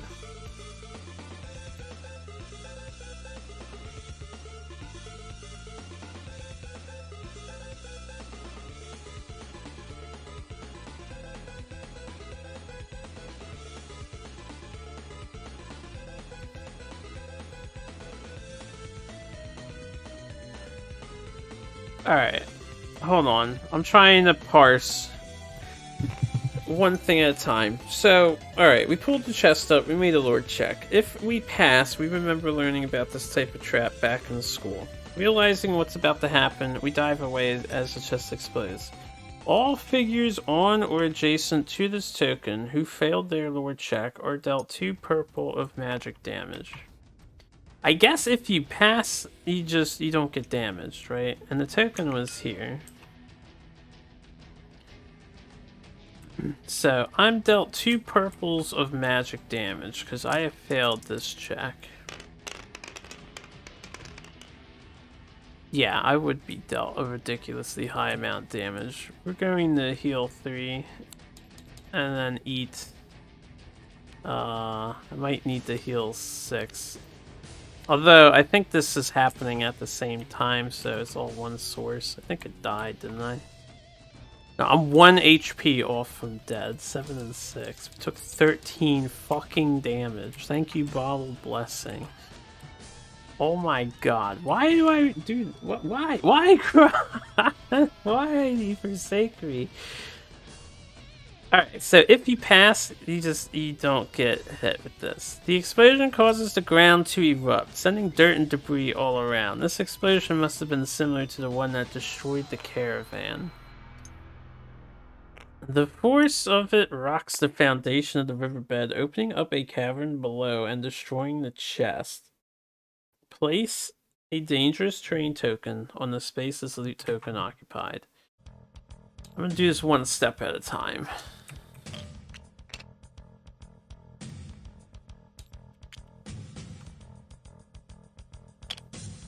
Okay. Any figure that was standing on the space the loot token occupied is not defeated. Place tiles, tokens, and figures according to diagram 11. These tiles do not connect to the board and are set up independent of the rest of the tiles on the table. You and all adventurers who made a lore check must make an agility 10 check. If you fail, place them on any water terrain space on tile UM21. Alright, before I continue, let's set up diagram 11.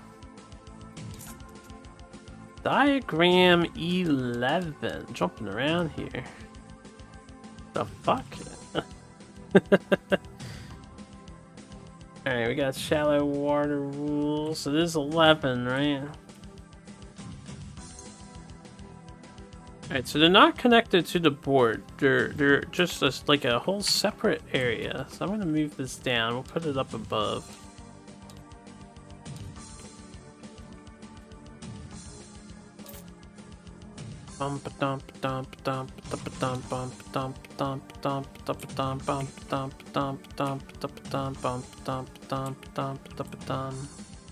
Alright, so these are up here. These can move over.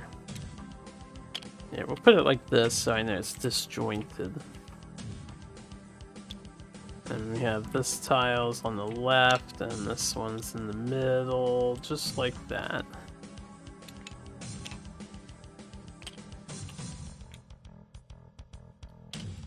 Okay. And there's a bunch of cave sickles down here. I hope she doesn't fall down here. That would be problematic.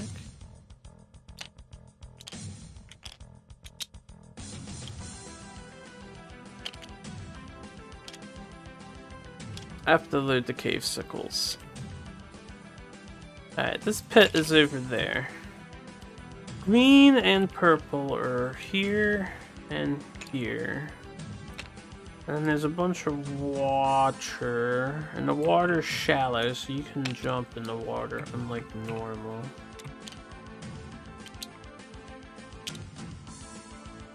Alright, looks a little bit like that. I do love Tabletop Simulator. It does make setup much faster. We have 6 cave sickles. They will be elder cave sickles. Probably I'll double check the back of the thing and make sure that they don't have a special rule like Waterloo, where they don't show up yet until a particular mission, but just a common loot level. Yes, they are elder.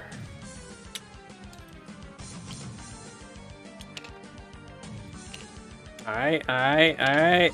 Lock that.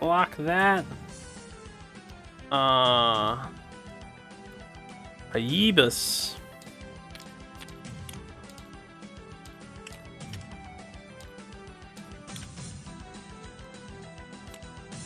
So these guys don't matter. Right, coming down here is optional. Need to keep that in mind. Right, you know what? I don't want to poison the Earthloa because we don't want to end the mission until I check out everything. And the mission ends when all the loot tokens are retrieved and all combatants have been defeated. Okay, so let's set these up from top to bottom. Alright, so 5 and 6 are here, and then we have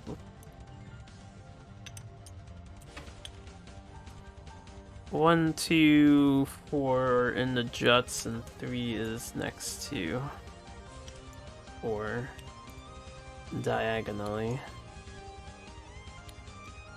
That's a lot of sickle. Okay. Diagram 11. So that has been set up now. If you made it, if you made the lore check, you have to make an agility 10 check. If you fail, place them on any water terrain space on tile 21. Okay. Well, let's make that agility 10 check right now. Alright, well, we got a 9. That was kind of a bullshit thing on a 2, but 9 plus 5, so I make the agility 10 check. Figures that are standing on the space the chest occupied fail this check automatically. The dangerous terrain token placed by this event represents an entrance to the cave below. Any figure who moves onto this token is not defeated. Instead, place their figure on any unoccupied water terrain space on tile UM21 before continuing their turn as normal. The tiles placed from diagram 11 are not considered adjacent to the rest of the board. The green objective token on the east side of the cave is a tunnel that slopes towards the surface. Okay. So the green objective is a tunnel, and the purple objective is to be read as soon as we have line of sight to it. Which is, if you go down there, you have line of sight to everything down there. And if you go down there, you end up on any of these tiles, so you can just straight up stay out of range of these guys. But I'll probably fuck with them all. I don't see why not. I'll just have Remy tank. Depending on what the purple is, Remy may just fly over. Now, the last thing I need to do...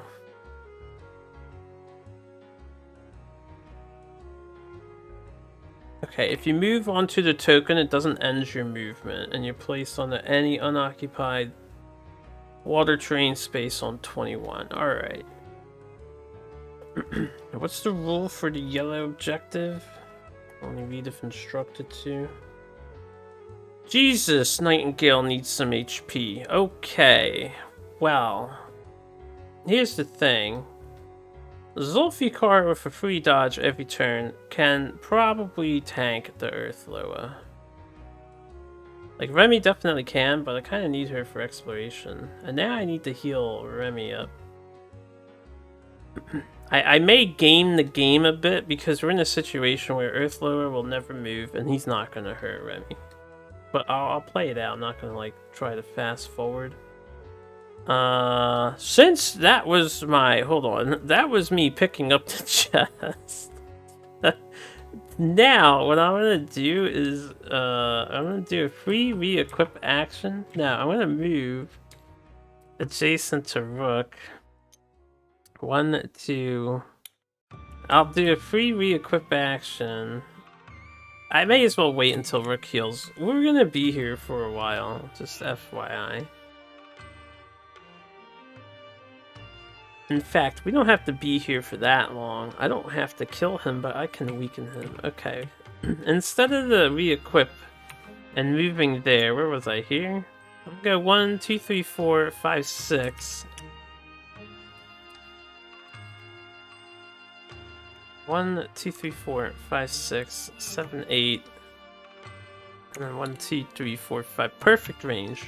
I can feed off of him using very weak gore shots. And the Ring of Blood and 1 book. We can heal 3 per turn. That's what we'll do. So I'm going to do a gore shot on our Mad Crimson Earthlow, or whatever he's called. Cardinal. I only have a 9. But it's better than a 7. We'll do 2 damage, not empowered. I will heal 3 HP. And I won't copy the book. We'll do this once per turn. This is how we're gonna grind. I'm gonna heal with these two, and then we'll go down there. These bugs aren't gonna do anything for a while. And Remy is gonna be the first one to go down here at full movement.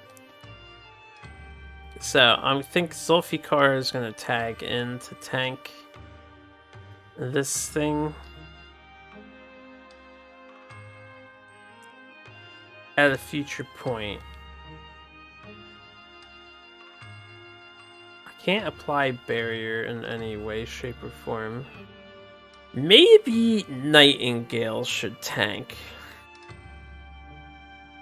I have to keep in mind, Zulfikar also flies at all times, so he can also go in the hole. His movement is very bad though, so even if I go here, that would be 1 to get into the dangerous terrain, and 2, 3, 4. And then I have to pay a second SP. Okay, Zulfikar can come down here and make it. If I need to get over here, that is quite alright. So the next thing I want to do is get this objective token.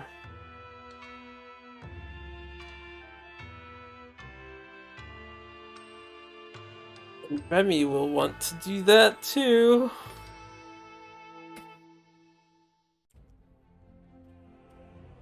Maybe I'll reveal this stuff first, and then I'll worry about the sword. Alright, guys, I haven't done this in a while, but I actually need to use the bathroom. So, let's take a break. I'm just gonna leave the break screen on. You know the usual, or the deal with my channel. You guys know, just fast forward. We'll be back in the blink of an eye if you fast forward. But I'm gonna use the bathroom, so, you know, I'll be back.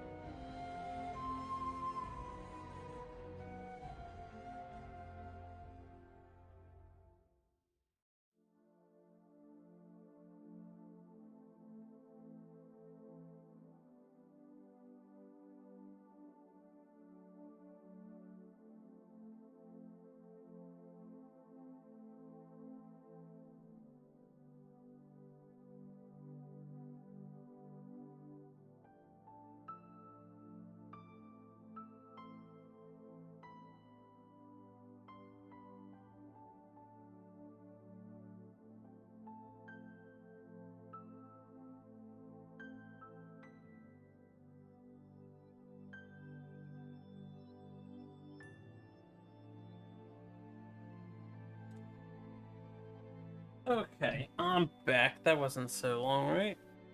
Let me just reassess. Resituate myself. Hello. We pull the table in. So I can be nice and straight. Move the mic. Have it squeak. Switch the scene so that you guys know we're back. Drink some drink. Alright, I'm gonna tell you right now, the plan is I'm literally gonna wait until Rook and Nightingale heal the full, then we'll reveal the red totem, and then I'll have Zulfikar come over here too. We'll deal with the red totem, I'll fetch the blue sword, and then we'll dive into here. Probably with Zulfikar, maybe Rook and Zeke. And then I will, I might leave Nightingale up here to kill this guy. So, for getting this, I think we want Rook. I can get the sword first, actually. We're gonna want Rook to throw Zeke. He has 4 strength. So yeah, Rook's gonna throw Zeke. Alright, here's the thing. Yeah, I was thinking, this weapon, if it's some kind of BS weapon that gets attached to a character, I would rather sacrifice the Scythe, even though it's really quite nice, especially as a summoner player, because I'm doing kind of like spellcasting and melee with the summons. It's nice to have that orange casting die, but I definitely don't want to risk my books. I don't want to lose my Berserker. 10 to 1, it's not something nefarious like that, but I'm just trying to imagine some worst case possibilities. I didn't even think a bomb was gonna fucking explode and almost one-shot Nightingale. Anyway, let's get this show on the road. The Nightingale, she did her turn, we did the gore shot, we healed 3. Stickle skipped their turn because they have no targets and they can't come up the tunnel. The green objective. And Earthblower is gonna just attack Remy, so we'll dodge. And we'll dodge. I have +1, so we have 12 at the moment. He attacks me as -1 because I'm in terrain. He got a 10, he missed me. I'm gonna try to play a little bit faster. Rook heals 1. I'm gonna spend an SP to have Rook go 1, 2, 3, 4, 5, 6, 7. I'll spend another SP. 8, 9 out of 10. So he's in throwing position, support position. So I can jump these. How does these work?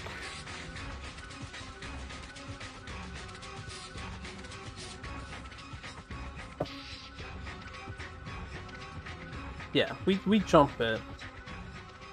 If I fail to jump somehow, which is gonna be a 12. I need to beat the 12. I may want Nightingale to just go get that. Like, yeah, she has 2 strength. Eventually, I will roll a 10. Unless... Ooh, I didn't think about failing the strength test means you're probably gonna lose the sword. Well, yeah, the sword. Maybe if you... Oh yeah, failing might be bad. Oh, I didn't think about the fact that I'm gonna have 1 chance at this. Who else has a lot of strength? It's Remy, right? He has 4 and Zeke has 4. Ah! I don't want him to make a 12 when he has a 0 agility.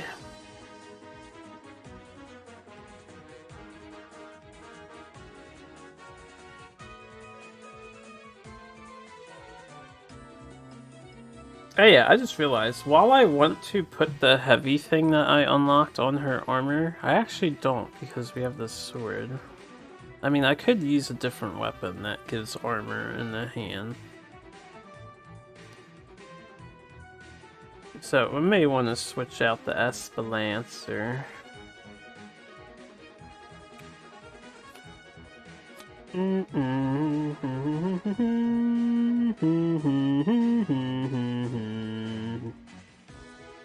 Now we'll see. Plans for the future. Anyway, Rook is in position. We're just gonna try to get Zeke over there.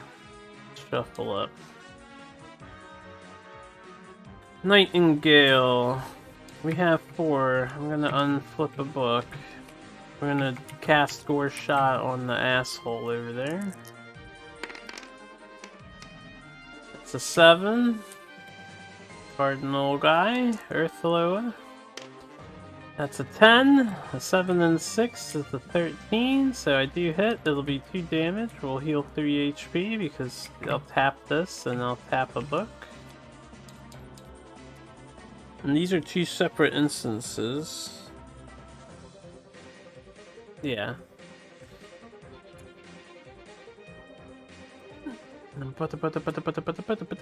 So we'll heal in no time. He'll heal eventually. Sickles skip their turn. Remy goes. I may as well give myself haste. Right, I should buff the rest of the team. I'm gonna give myself proof of courage too. Sulficar has it. Zeke has it. Nightingale doesn't really. Well, she wants haste, so I'll give her haste. 1, 2, 3, 4. Next turn, maybe. We'll just end their turn. Stand. Oh no! Sulficar, Zeke, Earthblower. Hold up. Is this her? I think it was that. Remy, Sulficar. Zeke. I didn't mean to hit that button. Earthblower, and then I think it was Rook Cave Sickle. It is something like this. It doesn't change things, you know. Nothing's really gonna happen, but Zolfika is going to. Alright, I didn't mean to use the use token. That's an exhaust ability.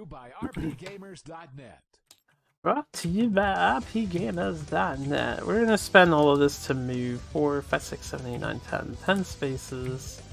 I go 1, 2, 3, 4, 5, 6, 7, 8. And we shall await right here. That is his turn. Then Zeke is going to go. We're gonna move. 1, 2, 3, 4, 5, 6. This will be 7, 8, 9. So 7, 8, 9, and then 10, 11. 10, 11. And then I'll hold off until next turn. Alright, now Earthloa goes.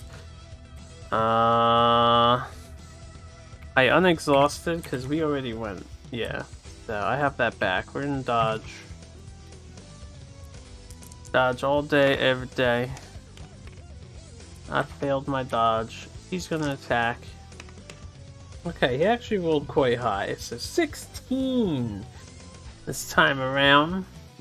7 and a 9. 16 on 11 is 5, and I have 4 armor, so 1, 2, 3, 4, 5, 6, 7 damage got through. Unless I do what I'm gonna do here, we're gonna delete all the stuff on that one dice using the Fate Engine. So let me do this again. It's yeah, I'm in terrain too. So it's 9 and 6.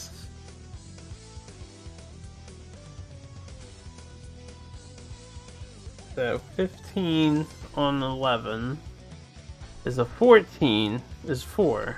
And then my armor blocks that, so it's 0. And I just deleted all that. So 1, 2. 2 damage got through instead. We can handle 2 damage.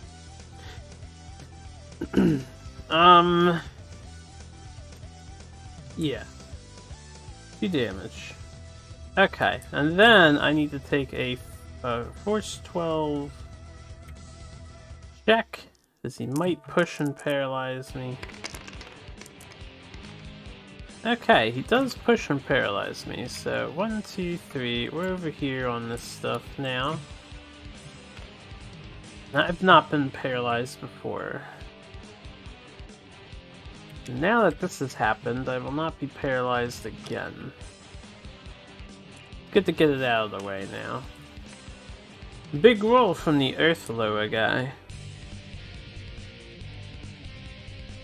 Okay, this means he is going to move, so someone else is going to have to go here for a turn, which, hopefully he doesn't go first. I don't want Rook to do it. Rook's gonna heal, Rook's gonna stand still. Rook's gonna do Rook things, and then the sickles aren't doing shit. Alright, Earthloa is last, that is fine. Sickles aren't doing shit. Zulfikar.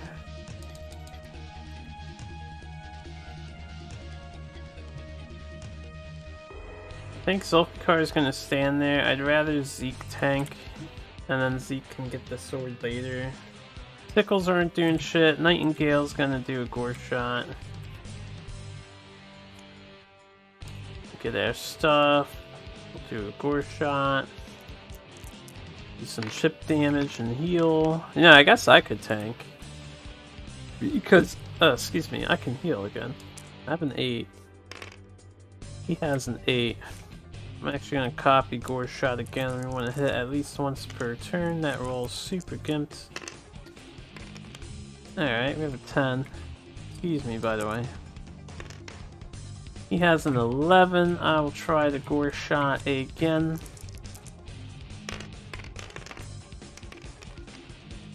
Alright, we have a 10. There we go. 2 damage, I healed 3. Blood ring and a book. Then I'm gonna unflip the book. I'm gonna move the 8 spaces. 1, 2, 3, 4, 5, 6, 7.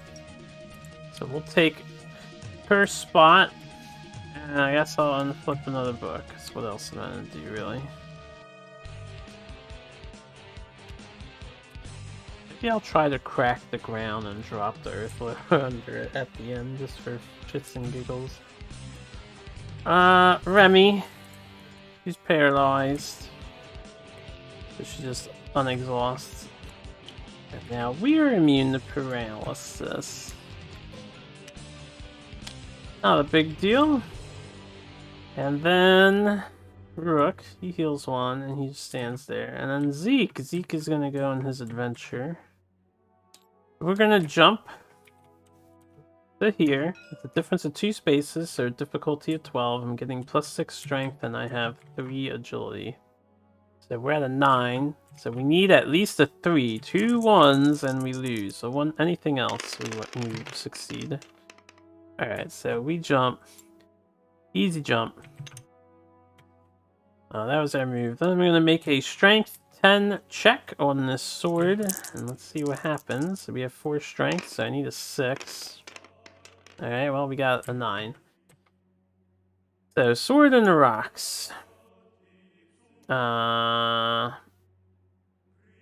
Pull at the blade with all your might. It slowly slides out of the dirt, and you hold it up triumphantly. Suddenly, the ground gives way beneath your feet. Place a dangerous terrain token on the space your figure occupied, and place your figure on an adjacent space. Then make a lore 12 check. If you fail this check, you don't realize how unstable the ground is. The weapon slips from your hands and plummets out of your reach as you stumble to more solid footing. If you pass, you anticipate that the ground could give way. Then gain a random common weapon with the sword, axe, or knife tag. Oh, okay, it's not going to be a big loss if we don't get this. I don't think Zeke will pass this. He's a lore 2. We need to get a 10. I'll put the dangerous train in a second. How bad you want it, Zeke? 7 and 3 is a 10. 11, 12. He wanted it. He knew the ground was going to give way. He's a smart man. Alright, so I get to choose a random common weapon with the sword, axe, or knife tag. That's going to take a minute to organize out.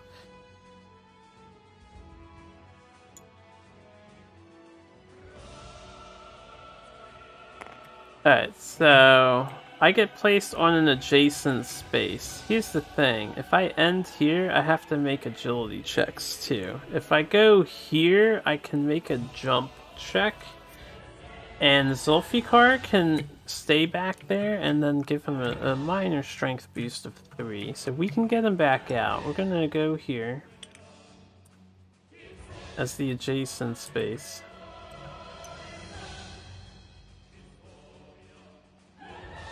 Yeah, and then the dangerous terrain has me trapped over there. I can copy this one. Okay. So, I have to make quite the jump, and I have a catch potential, which catches perception. I feel like his perception should be way fucking higher. A 2. This is a 6? Are you serious? No, is it perception or presence?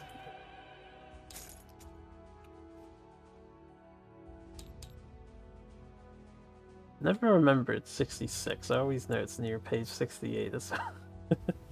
It's a perception check. What's Zulfikar's perception? Here's this 3. This is 3. Alright, well that's just in case I fail the agility.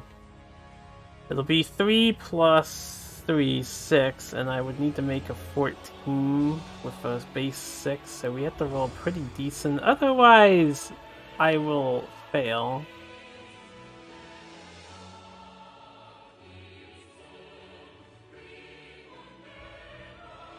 Alternatively, Zeke can just stay there all day. Anyway, let's get our rewards. This might take a minute. Common weapon with the knife, sword, or axe. Tag. Not a warhammer. Not a gun. Sword. Sword. That's a blunt. Nope. This is an axe. This is an axe. Sword. That'd be cool to get the Zanbata, maybe. Knife. Knife. Okay, so. Put this back. Group this. Turn it over. Blindfold. Shuffle, shuffle. Pick the bottom. Boom. We got that war axe. 3. Top heavy axe.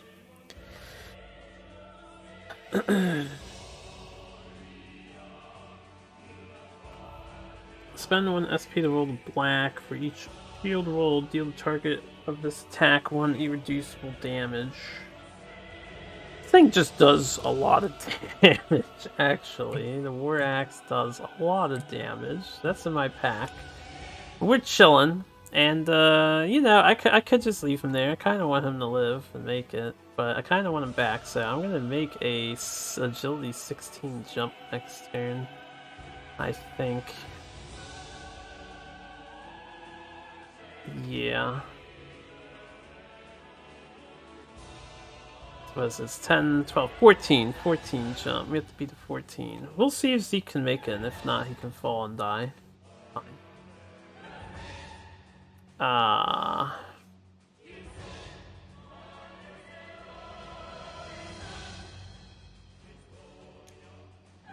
Okay. Well, that was fun. Let's see.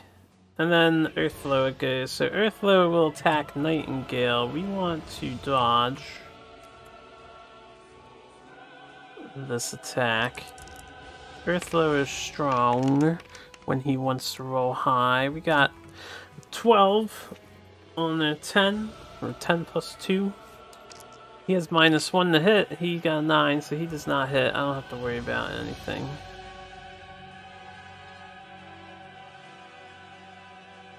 Okay. I'm glad he's such a simple AI to manipulate. Next turn. Good, good. Perfect turn order, really. Alright, Zeke is gonna idle. And, I may need people with blessings near him so he can reroll his dice. Anyway, sickles do nothing. Zeke idles. Zulfikar has to go get his boss, so we'll spend all 5 to move 10. I gotta go this way. 1, 2, 3, 4, 5, 6. Okay, I only need to move 6, so that's just spending 1. We're at 3. I'm ready to give you a boost, my master. If you were intelligent, you could perhaps just ride on me like a surfboard. I'm sure I wouldn't mind. I shall carry you over. Maybe you want to hold on to my handle? Like, is Zulfikar not strong enough to carry something? Nightingales go. Gonna gain 3, not 4. I'm almost fully healed. So we're gonna move out of the way. Got 1, 2, 3, 4. And 1, 2, 3, 4. Oh wait, I have an SOI of 6. As long as I can see Zeke, we're good. So I'm just gonna stand here. We'll do the gore shot, try and heal 3 more HP. 3, because I can. Because I cast magic. Yes, I do. I only rolled an 8 though. It's not gonna work. Flip the book and try again. Okay, we got 6. The 12. Okay, he's got a 12 too. Well, I'll try again. Let it happen, man. It's gonna happen. Just let it happen. It's such a small abuse of the AI. Just let it happen. Just let it happen.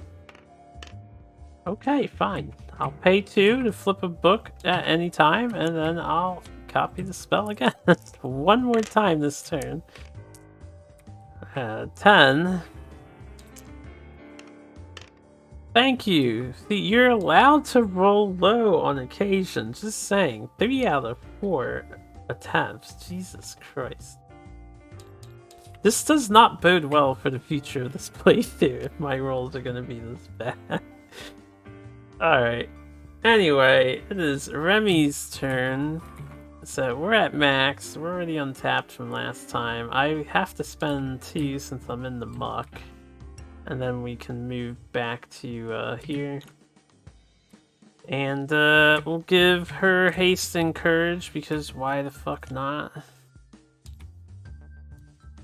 Give it the Nightingale. I need to give Rook haste and courage too. So we're gonna have Rook move over. Okay. And that was her turn. Rook, we heal 1. Slowly but surely. I'll move 8. Go 1, 2. 3, 4, 5, 6, 7. Alright, 6, 7. We'll go right here. I was about to walk over that thing, but that's a dumb idea. This way I can get buffed. Well, I mean, I can wait here. I'll wait here. This way I have 2 chances to catch. I believe we get 2 chances to catch if I fail to jump.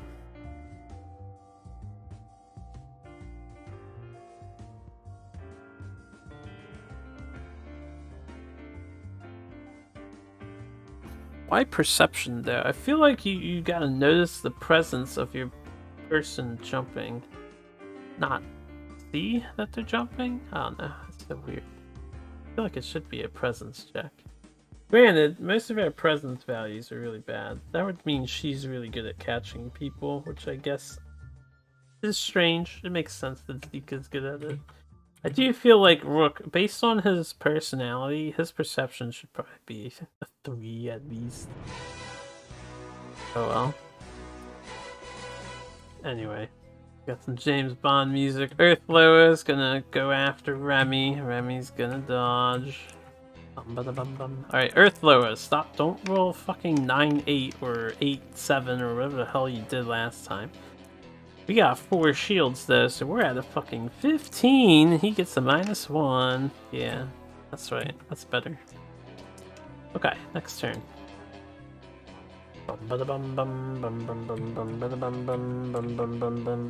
Alright, I untap. I'm going to go to max. We're gonna pay 1 to give haste and courage to Rook. We're finally fully buffed. It's only been like a ton of turns. And then we're just gonna pass our turn. The sickle's passed. Rook, he heals 1. We're gonna leave him where he is so he can help with Zeke. And then Zulfikar, we're gonna leave him where he is. He's at max. And then they don't do anything, and now the man of the hour, can he make it? We're gonna jump. So, again, we're doing 1, 2, 3, 4. We're trying to jump here. That's 3 spaces, so 10, 12, 14. Difficulty, right? 10 plus 2 for every jump, and yes, you can curve the jump in that way. We've been over that. So, I've got Zulfikar's strength and my agility of a 6. I rolled a 6.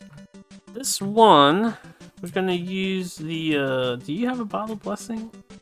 Not. We're gonna use this bottle blessing to reroll that dice. Yeah, reroll any dice. Because right now, what we have is 9, right? Yeah, 3 and 3. So we have a 12. I literally needed a 2. You have 6, 12. I just don't need a 1.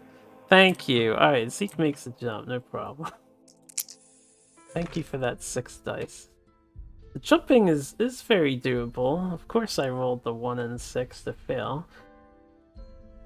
Alright, we made it back. Since I'm here, I may as well spend the rest of my SP. 1, 2, 3, 4 extra movement. We'll go 1, 2, 3, 4, 5 I'll pay for. Okay, that's Zeke's turn. Earth Loa attacks Remy, his only target. Remy dodges. I'll tap that in a second. I'll pay for the dodge. I failed. This is his chance to hurt me. Okay, 8, 5 is a 13. It's actually a 12 due to terrain. It's 1 over. 2, 3, 4, 5. I have 4 armor. I wish I had 5 armor though. I take 1 damage. I'm actually getting chipped away and I don't have any mends left.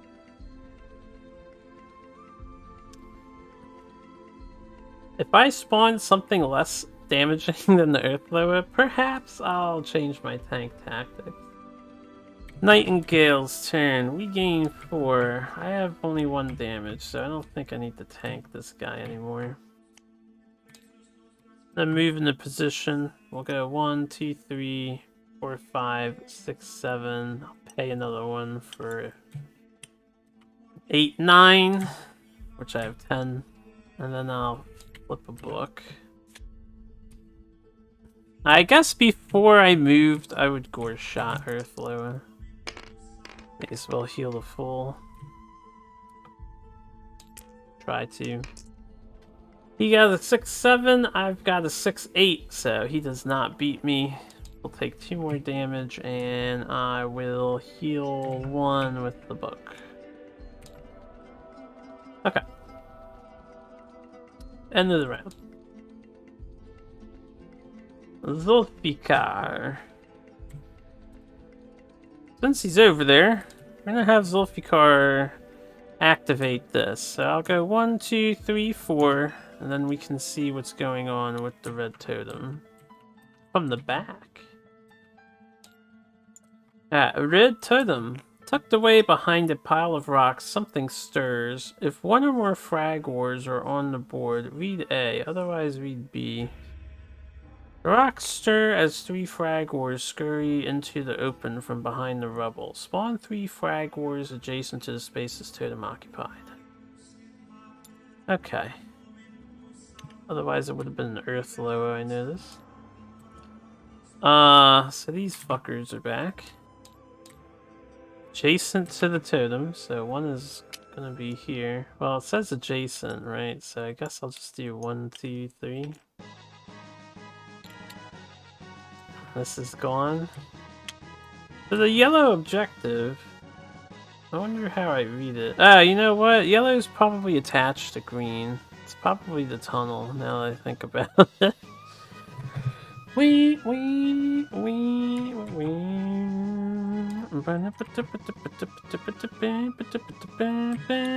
Well, 3 more things to kill. Because these things commit suicide in melee, I have to continue tanking the Earth Loa if I don't want to end the scenario yet. That's fine. While I'm here, I will do... I guess I'll do an onslaught. Hopefully I don't miss.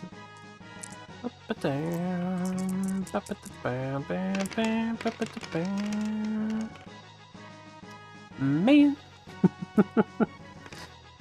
it isn't fair. It's not fair. Alright, well, this is gonna be annoying. So, Frag Wars go. Frag War 1 will strike at Zulfikar with his melee attack action. Oh yeah, let me get rid of this token.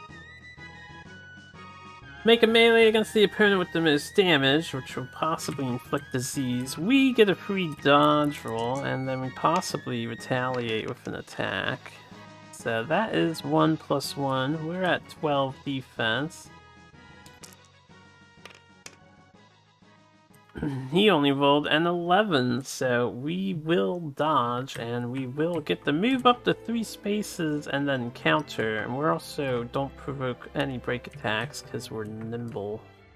Elusive, not nimble. We're basically nimble.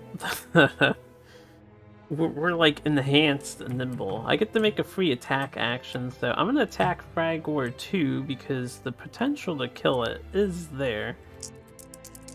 Then maybe it won't go. Nah, I missed. Totally hit the potential kill. Pretty sure I killed it if I had some shields. Man, no matter how well you play. Alright, well, we might be able to... Oh, I can't do that again, actually. It's only the first time each turn. Okay. That's fine. So that failed. He failed. We're all sad. The second one is gonna melee Zulfikar now. Oh no, hold on. Continue down, right? They do both. Ugh, excuse me. Do I have any stamina left? Only one to dodge with. I can't counter for one unless I dodge. Empowered dice. Alright, Fragor 1 is going to shoot the person who's farthest. That is Nightingale. He's shooting through allies, so he gets -2 because I'm in hindering terrain. And he's going to put a bulb down. He missed. No damage. Shuffle this. We have a mystery bulb here. Placed on her spot, I believe is fine. And then, Fragor 1 can move adjacent to an opponent, so he'll move to be as adjacent to as many opponents as possible and then deal purple to everything. So he is going to move, which is going to provoke a break attack. You get one last chance at redemption, Zulfikar. Or you can roll a skull again. It's okay. Whatever happens, happens. Alright, 6 and 4 is 10. 10 does not hit an 11, so we just miss. And there's no justice in this world. I don't believe he increases attack. No, it's just damage. Okay, so it's here, and it's gonna damage 4 things for... 2. Alright, Nightingale has 2 armor. Zeke does not have armor, so he's taking 2 damage. Surprised he has no armor, actually. And then Fragor 3 and 1 take 2. Okay, Fragor 2 melee attacks my guy. It's still the same turn because they share a card. He missed me. I don't have to worry about anything. He's gonna shoot at Nightingale. She is the farthest that he can see. I'll dodge this one.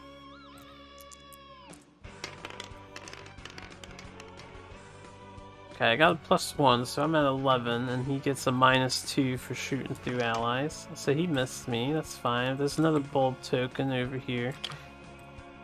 Next to as many of my peoples as possible. And then... I need to check something.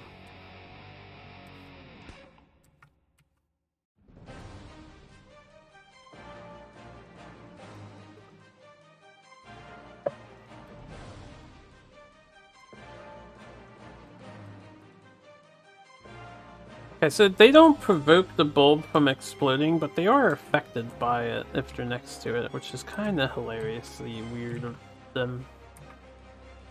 I feel like they should be immune to it. Anyway, so can he move and be adjacent to an opponent? He has a movement of 4, so 1, 2, 3, and then that would be 4, 5. So he has to stay next to Zulfikar and do his thing. He's doing 7 physical damage. I have 0 armor, so I am eating 7. Ow, my sword is in pain. I need him for my plan in the basement. And then he just did 7 damage to 2 and 3.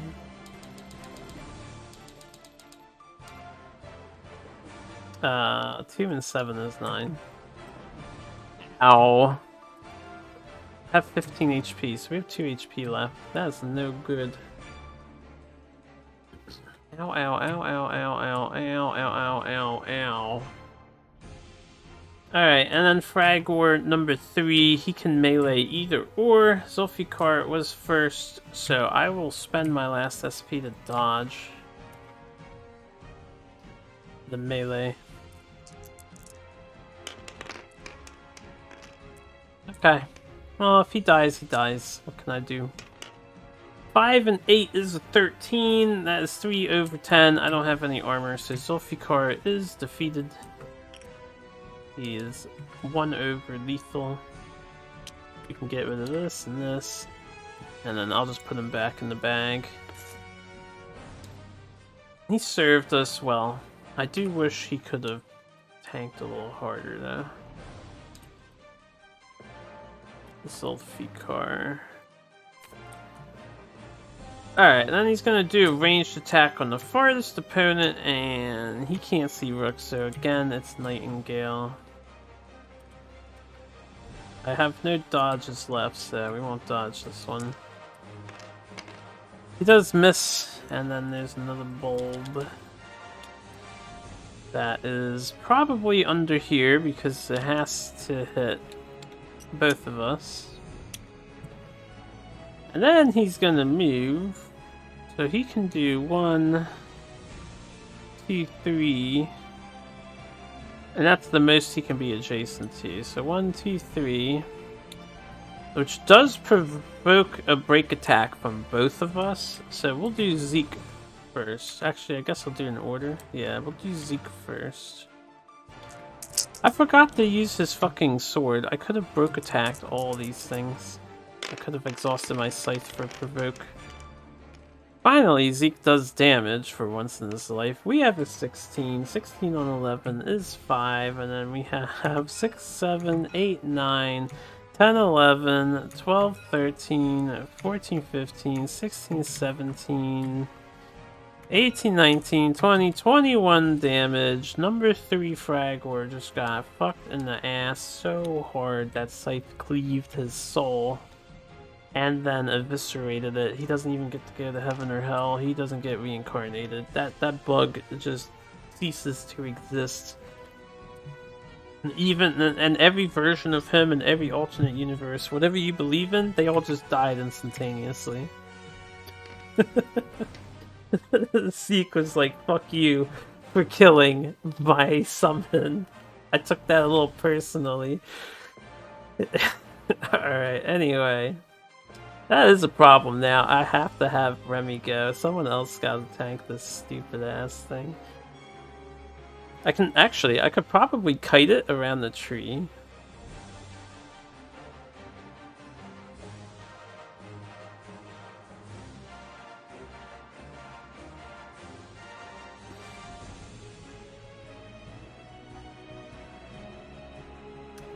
Or, secondary suggestion, the bug is... Alright, he's 2 green. He's teal and green. Green is the next tier up of dice, I believe, right? Yes. So, if I stay at range 6, so that this guy simply shoots at somebody, we could have, like, Rook stand here, and I could leave the bug alive.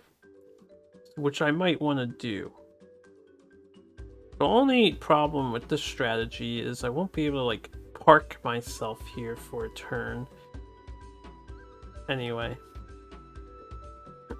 That was the Frag Wars. That Zulfikar spawned. Then the K-Sickles do nothing. Then the Earthloa attacks Remy. Remy will dodge. It's amazing how long these scenarios do end up taking. I got +0. He got a 7 and a 5. It's an 11 because I'm in terrain. It does hit. He does 2 damage. I have 4 armor. Nothing happens. Since he hit, there is the force check. Alright, so I get pushed 3, but we're not paralyzed since I'm immune to paralysis, so that's fine. I guess now that I'm over here, it's a chance for me to break. Zeke, you still pissed at these bugs? I'm just gonna have you attack real fast. Let's see how mad you are that they killed your Zulfikar. They banished him. He's not mad enough, only a 7, so I lose my courage. Probably out of breath from that last one. We'll attack again. Alright, there you go. He's still pissed. I'm pretty sure I just killed this thing. 8 and 7 is a 15. 15 on 11 is 4. And I have 5, 6, 7, 8, 9, 10, 11, 12, 13, 14, 15, 16 damage. Yeah, goodbye. Since I can't attack, I'd rather not move and disturb the bulbs, so we're just gonna sit here and end their turn. And then I'm going to... Sickles do nothing, Rook goes.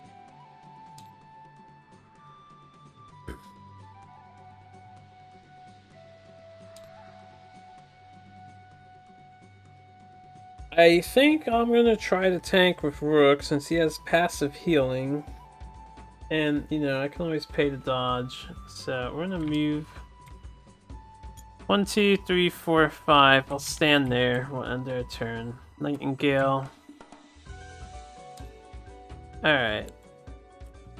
We will... How much HP you got left? He dies to a gore shot, so we just do gore shot. I'm gonna untap my other book and we're ready to try and kill this guy. Okay, that's a 9. You got a pretty good roll over 12. We'll copy the spell. Second try. 10. Second try on a 9, so he'll die. I'll pay 2 life to increase the damage, and then I'll heal 2. So we pay nothing. And we get another treasure chest. 6 gold. 5, 6. Alright, Frag Wars are off of this list. And then Remy. So we're going to move 6. I have to pay 2 to do that. Actually, you know what I can do? We can do avian thing. Move here. Shady training, and then I can pay 1. 1, 2, 3, 4, 5, 6. I'll do 7, 8, 9, 10, 11, 12. No. We'll end... Alright, I can end here, but when I move, this thing is gonna break. So, we're gonna need to find out what these are anyway. It won't break because that was flight movement, but it'll break on the next turn. 6, 7, 8, 9, 10, 11, 12. Alright, we're just gonna idle. Next town. Well, if I go down there, the sickles will respond to me, which, you know, they're just sickles. Who gives a fuck? Who gives a fuck? Alright, Zeke, you're man. Zeke moves. 3 bombs explode. I'll do one at a time. So, yellow bulb inflicts disease on all 3 of us. And then this does a purple physical on all 3 of us. And then this does poison on these 2. We're gonna need to cure that. Alright, first of all, we are poisoned. We have 3 diseases. And we have purple of damage on all 3 of us. So, diseased,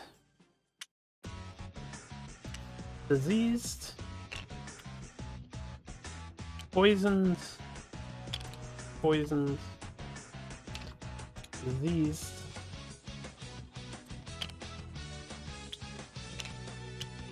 Hold up, why did I get from a disease? Not poison, it's nowhere near us. She's poison. These 2 are poison. All 3 are diseased. Okay. In the future, I will definitely need to look into getting ways of dealing with those things, because it's so fucking annoying. Cannot heal. I have to cure the status. My only way of curing status is magic bomb. I do have, and I need like 2 to get rid of the disease first, so I can also get rid of the poison. Alright, well, we're almost done, right? So, hypothetically, I don't need to cure anybody. I just want to see what this purple objective is. Possibly solve it. I can ignore all the cave sickles. So, Zeke moved here to cause that to happen. I'm gonna end my turn here. That's fine. Remy's go. I am not poisoned, but I am diseased. So, I'm down on movement. But we have plenty of movement to get where I need to go, right? Because I can go here. That's 1, 2, 3, 4, 5, 6. Yeah, I only need 1. But let's go see what's down this tunnel. We're gonna fly into the dangerous train and end up anywhere on 21. Yes, is that not how that worked? I don't remember what caused this. There's the red loot. Red objective.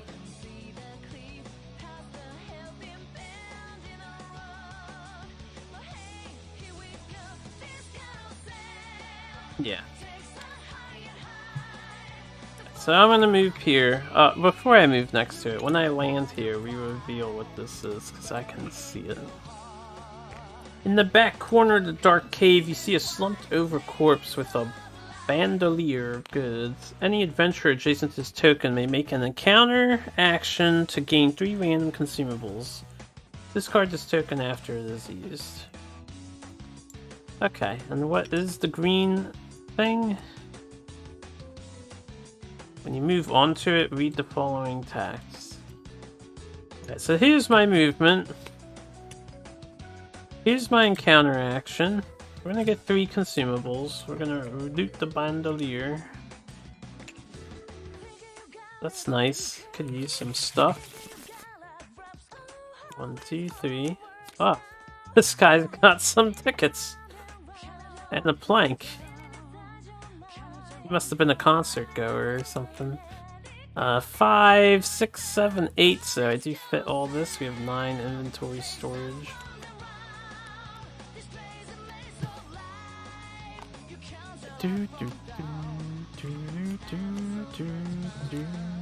Okay. And then, what I will do... I ended my movement there, so I'll do Shady Training, and we'll end up there. That'll be our turn.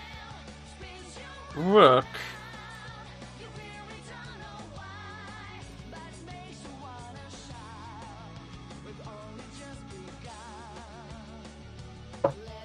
I may as well try to end the scenario, right?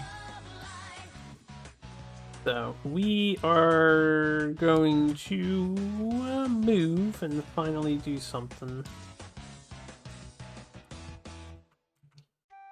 So 1, 2.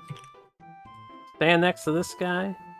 I'm gonna spend 2. We'll make an attack with the Looty Booty Pounder. Maybe I can get some looty. Pounding this thing's booty. Oh, we gonna get some looty. Oh, we gonna pound some booty today.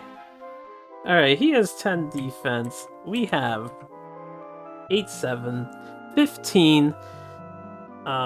That's 5 over 10, so 5 damage, and that's all covered by his armor.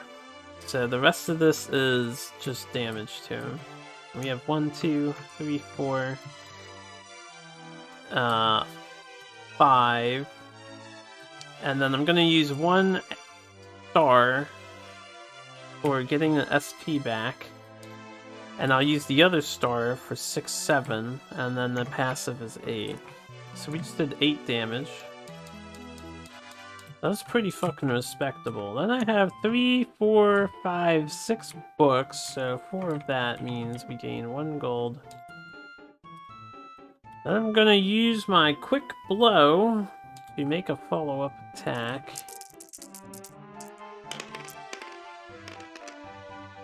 Alright, we hit on 10. So that's fine. We do no damage because it's 2, 3. Alright, hold up. 10 is 0. I have to beat 5 armor. 1, 2, 3, 4, 5. So we hit the armor. I just have nothing overflowing. But the Looty Booty Pounder gave me a gold, so it wasn't a complete waste. Then I'm going to use both of my Doom Breaks at any time. Gain 2 more SP.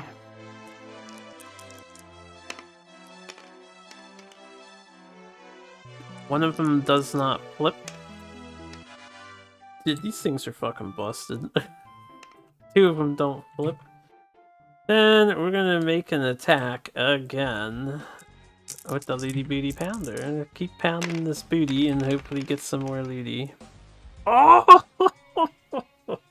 Oh! Okay, 16, 6 over, so that's 1 damage after his 5 armor. 2, 3, 4, 5, 6, 7, 8, 9, 10, 11, 12, 13, 14, 15, 16 damage just went into this guy. He died. I just brute forced my way through this. And we got 1 more money. T3. 4 with exactly 4 books. I pounded the shit. We lootied the shit out of this earth blower. 9 books. Okay. Normally I don't do this. I am curious if I missed something with that. Since the earth blower died, we've finished the scenario because the sickles are insignificant. And the win con is all loot tokens are retrieved or destroyed and all combatants are defeated except the sickles don't matter. So we're actually done. I'm just really curious. The green objective is just a tunnel, right? Yeah, okay, we didn't miss anything. Each party member gains 1 XP. Restore adventurers. Continue to someone is there. 1 XP and a full heal. That was a nice little side quest. Wasn't too bad. Zeke is at 6. He's 1 away from a tier 3 skill. If only we would gain 2 XP like once in our lives. Alright, 91 gold. We were told to restore, so that gets restored. 91 and 9, 100 buckaroos exactly. Set this to 0. Let's, I got Zulfikar off, so I should be able to hit the clear button and not have anything taken away. I'm gonna get rid of one of those oranges. Let us clear. Okay. Continue to page 85. Someone is there. We're on 84. Someone is there. Let's pause the music. It's story time.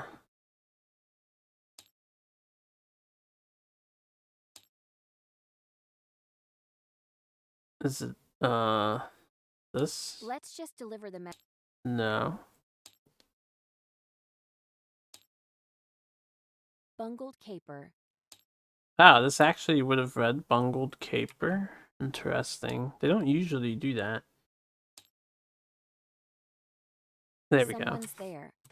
Remy used the nearby brushes to scrape off the remainder of the gore before sheathing her weapon.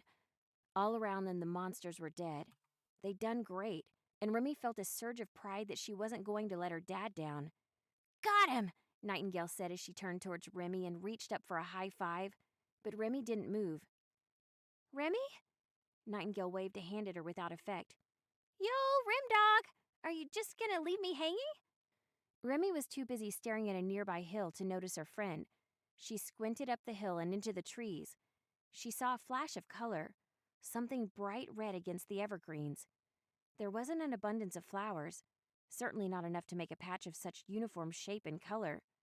A few seconds of staring and the patch moved again, giving definition to a clearly human figure. Was this the culprit? Or maybe a survivor? Remy wasn't sure, but then the man ran away and Remy made a move, assuming he had to be the former. She didn't wait for any confirmation. She didn't even feel the need to signal her friends. Remy took off running, loping up the hill, using her wings to propel herself forward at a blinding speed. Behind her, Nightingale still stood, one hand stupidly in the air as she stared. Ahead of Remy, the figure started running. The man was big, even taller than Rook and probably wider too. The man turned sharply left, making his way deeper into the forest, but Remy didn't slow down. The tall trees the man ran into forced Remy to tuck her wings in and take chase on foot. She dodged easily between the trees, not slowing as she ran. She overtook a smaller stream with a running leap, not caring as mud splattered everywhere in the landing. Her heart hammered in her chest as he closed the distance on the retreating back. Where Rook's advancement had not robbed him of his speed, this man was more hulking than graceful. He snapped branches and crushed saplings, leaving a very obvious trail. There was no way he was going to get away. Hey! The man ignored Remy's shout, but he couldn't ignore the sliding tackle that took him right in the ankle. All that weight turned into a tumble, tearing through dirt and short bushes with equal disdain. The man landed in a sprawled, moaning heap. Remy, on the other hand, had landed far more gracefully. She drew her weapon as she approached the man, walking slowly. She was fairly sure the shouts and pounding footsteps in the forest behind him were her friends catching up. It would be better to confront this man with some backup. Why the hell were you? Remy didn't finish, freezing in place as she heard a quiet click from beneath the man she'd sent to the ground. The massive man had rolled onto his back, his face and scraggly beard covered with mud. A single long scar ran almost the entire length of his face, crossing over one of his eyes and down to his neck. The eye looked like it might be glass.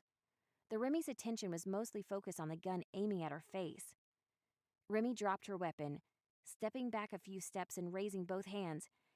Easy there. The gun was an intricately carved flintlock pistol, deadly looking and beautifully crafted. That's right. The man rolled onto his feet, the gun never losing track of Remy. He grinned with wickedly pointed teeth, almost like a shark's. You stay right there, and don't move. If you follow me, I'll shoot you. Got it? Got it. Remy held very still, staring into the barrel. Good girl. The man backed up for another few paces before turning and bolting suddenly away. True to his word, Remy didn't follow. A few seconds later, a Nightingale came bursting through the trees behind her. What the hell is your deal? She asked, gasping with one hand on her chest. Remy picked up his fallen weapon, brushing off the mud. Sorry, Knight. I saw somebody spying on us. I tried to catch him, but he had a gun. Nightingale put a hand on her hip. Really? You mean running off by yourself into the woods might have been dangerous? She rolled her eyes. Did you at least catch what he looked like? Yeah, Remy said, picking up her weapon and putting it away. For the second time in 2 days, Remy found herself in her father's study. The group was covered in a multitude of minor injuries that made it clear that they had just gone through a fight. Malik peered at the group from behind his desk, looking a bit amused at their condition. I assume you decided to not get... I didn't notice, this confused me, but they put the same paragraph twice here. the guards. Remy sighed and forced herself to meet his eyes. This would go easier if she just told him the truth. I read the letter. Instead of having the guards investigate, we decided to do it ourselves. Really? Malik didn't sound angry with her. Rather, he sounded concerned. That wasn't safe, sweetie. Anything big enough to stop that caravan could have killed you, too. We know.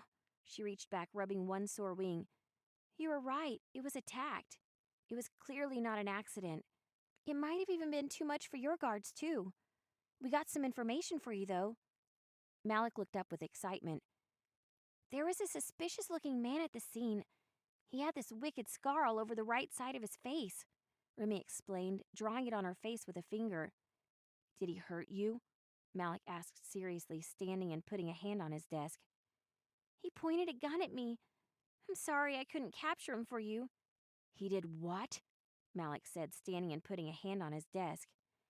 He pointed a gun at me, Remy stammered. Was he mad at her? Remy felt the sense of pride she had of helping her father wash away, replaced with worry that her dad was going to yell at her. He pointed a gun at my daughter? Malik asked no one in particular. His eye twitched, something that everyone caught. And a dark silence overtook the room as Malik's eyes glazed over in thought. Remy nodded slowly, glancing briefly towards her friends. He didn't shoot me, though. I mean, it could have been worse. You've done more than I could have expected, Malik said, cutting her off abruptly. His voice was audibly restrained, and Remy still felt like she had done something wrong. Then Malik met Remy's eyes, his face lacking any emotion that she could read. Your institute education appears to be paying off. I'm impressed. Are you mad? Remy asked, her voice high and timid. With you? Malik smiled. Not at all. You've proved yourself more capable than I could have imagined. Remy made a little sigh of relief. Do you know the guy? Unfortunately. Malik drew out one of his black ledgers and scribbled something there. A former associate of mine. He cleared his throat. Thank you for all your help. I will be able to take steps on my own from this point. Then Malik got up and leaned in close to Remy, resting a hand briefly on her shoulder. Maybe stick to just delivering my messages next time, okay? Yeah. Remy rose and her friends all did the same. I will. None of that was said, nor is it necessary. It also changes kind of the way he feels about Remy actually in the dialogue. Anyway, new story flag. We have culprit identified on the exploration sheet. Continue back to page 81. So, one Ramstead here. That will, I'll spend my money. We've hit the second flag. Thanks to the side quest. We got some loot. Let's heal up. I'll get the music going. But I will end it in a minute. Let's just clear out everything so we're ready for next time. I would have taken the time to kill all the sickles, but since we had 2 people poisoned, and one thing I absolutely can't easily do is remove status effects yet. I need more experience so I can get some disciplines to do that. I didn't want to stick around and greed. Definitely probably could have, though. Knowing my role, the poisons would have been quite bad. I just figured I may as well move on. We have this new top-heavy axe. Yeah, it's good. It might just turn into 10 bucks, though. Right, let me take out my stash here. Got some junk. This is getting sold for 5 bucks. We don't need this anymore. Once outdated, always outdated, right? So we have 105 bucks. I think common items are only worth 10.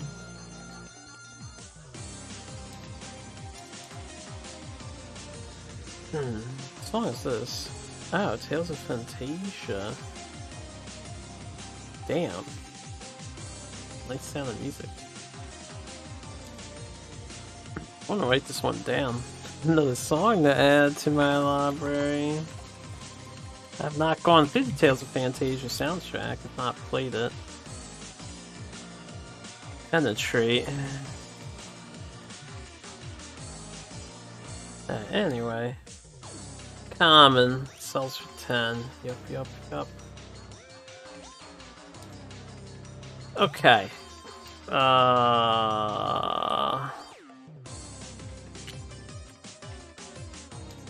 So, Nightingale's ability to sustain is really quite nice.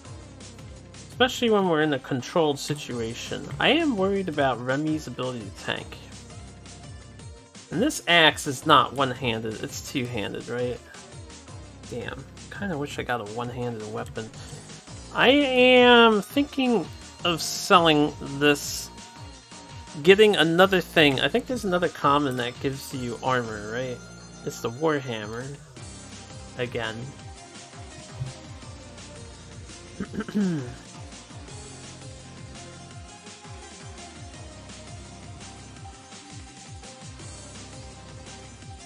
I like the song a lot.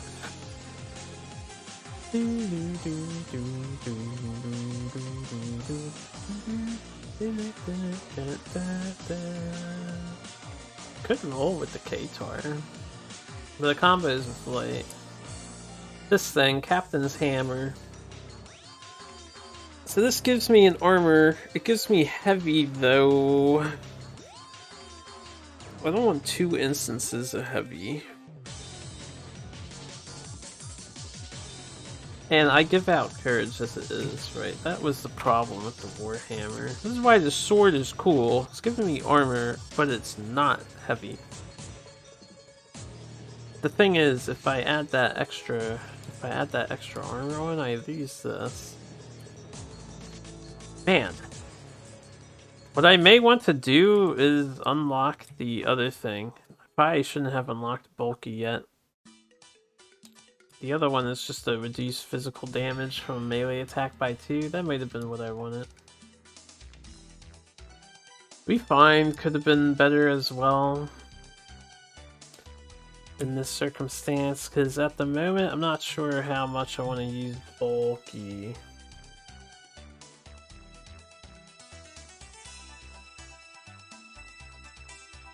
I actually have a surprising amount of heavy gear being utilized. Poor Rook. Now, he did beautiful against that Earth Loa. He's like, is it go time? I'm gonna kill it now, right? Let's spend our money on upgrading somebody, and then I want to divvy out the items. These items. Zeke can carry the shuriken. I'll probably buy some more shuriken. Rolled really bad shuriken rolls, though, to be honest. Maybe Rook wants to hold on to this Vitality Juice box as well. Top Heavy Axe. When determining damage of an attack, this weapon gains +1 physical damage until the attack is resolved. And passive, I can spend an SP to roll the black, and for each shield rolled, deal the target of this attack 1 irreducible. The only person I would use this axe on is Zeke. But I want the casting die of orange because it helps out. Like, I haven't looked at what the level 3 thing does yet, but if it's magic focus, which it might be, I won't spoil it. And Elifie wants that casting die. And you never know, I might pick up a... Well, I'm probably gonna definitely pick up... I don't know what I'm picking up. We're getting some... I'm getting the summons. I'm getting these bitches. We're gonna have an exalted summon once per encounter. That's absolutely what's happening. Probably. So basically, I don't see myself using this. As for a tech weapon, alright, let me think.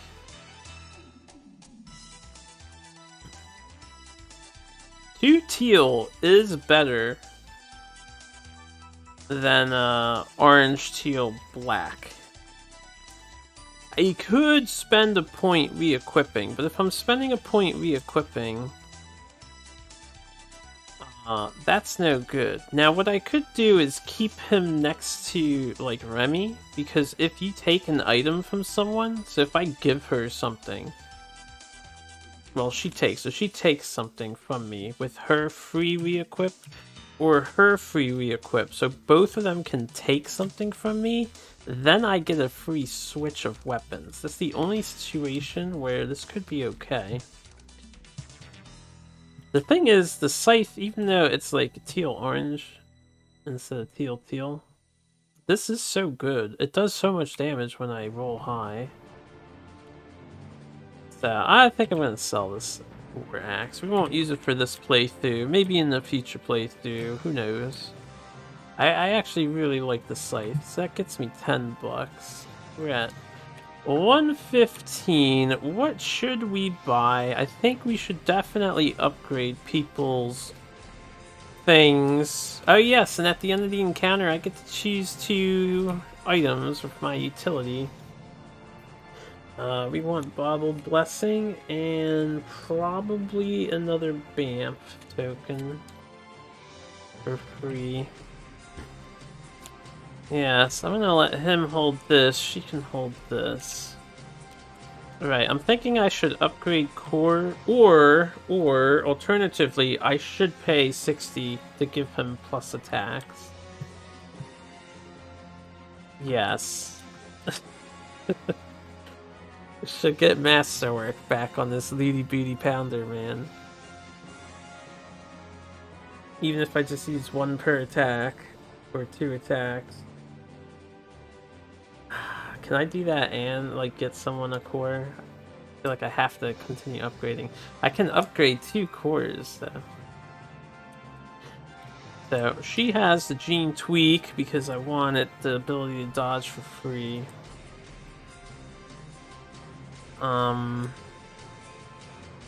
The Exquisite Pendant.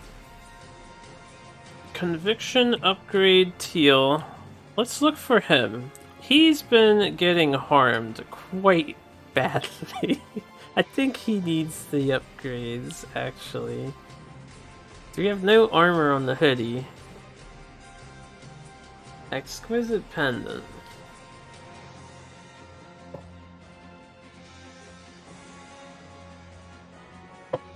It gives him some supportive stuff, right? This thing is another one of the loot canisters. It's also a conviction upgrade. And it gives allies a free dodge. This is a counter. A free counter. You can exhaust it. After resolving an attack you made, if the attack missed a target, make an attack against the same target. We have to take this. He's super weak, and he needs to stay as a berserker build. I'm gonna buy this. And then we're gonna lose this heart box. I don't think anyone else is gonna utilize the heart box because I really do think the 2 utility items is the way to go. This is so good. So that's 50 bucks. I'm gonna sell this. It'll be permanently gone from the campaign, so it'll be in the sold uniques. We make 15 back, so I spent a total of 35. So we're at 0 and then 190, 80. We're at 80 bucks. I am going to reapply this movement to him for 30 as well. For 70, 60, we have 50 bucks left. So he keeps his movement, his defense goes up to 11 instead of 9. I get a counter, or I can reroll an attack, which is probably how I use this 90% of the time. Because we kill things, we don't need to counter things that attack us, we kill stuff. Now, I have 50. That's exactly enough to upgrade somebody else. I'm gonna get a ghost canister for Zeke. Now, unfortunately, Zeke is going to be back to 6 movement. Actually, shouldn't I have been at 6? What is putting me... I forgot to update that, because we have a heavy... We have one heavy item. Zeke has been at 6 movements. I do apologize for not updating that. I'll double check. We'll sell this for 5. This means I have $5 left. And this goes back.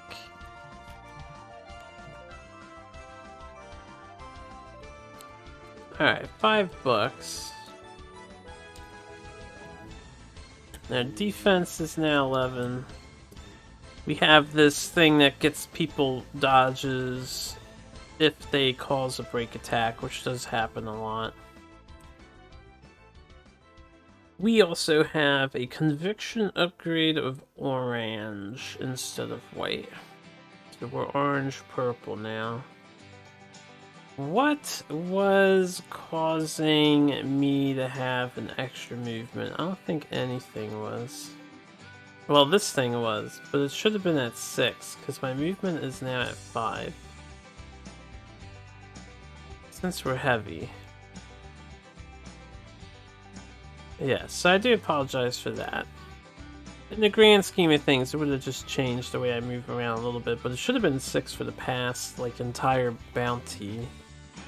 As far as I can tell. Alright, Zeke's a little slow, but we have reach, so that's okay. Remy, I do wish she was faster, but we need more money overall. And I think getting our defense up to par with everybody else is a priority. She's fine. She doesn't need to upgrade. Not right away, anyway.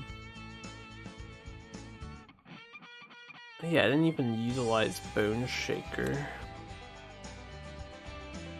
Alright, with my $5, I'll spend 4 of them on a spare shuriken in case I need it for the next mission. We're super low on money. And I've still not filled out on relic passives for the gang here.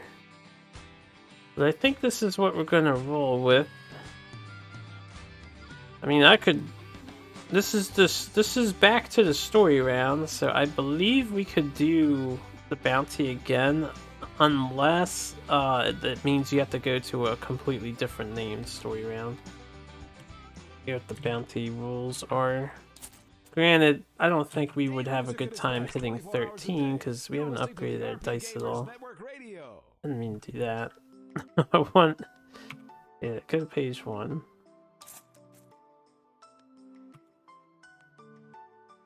Bounty.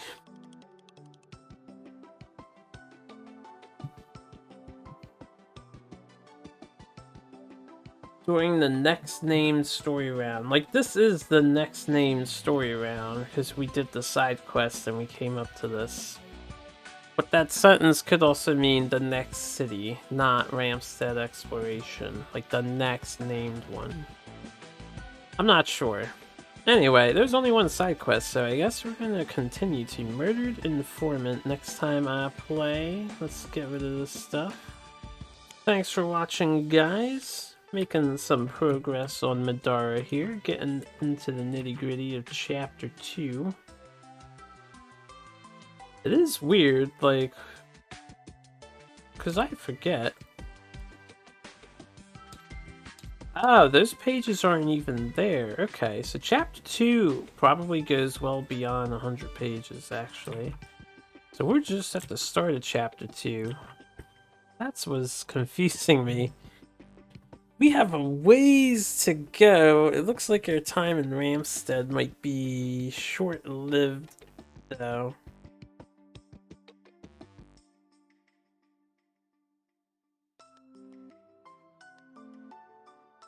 So, yeah, we'll do that next time. Sorry, got lost in thought. Let me get out of here. Hope you all have a good one. As always, take care.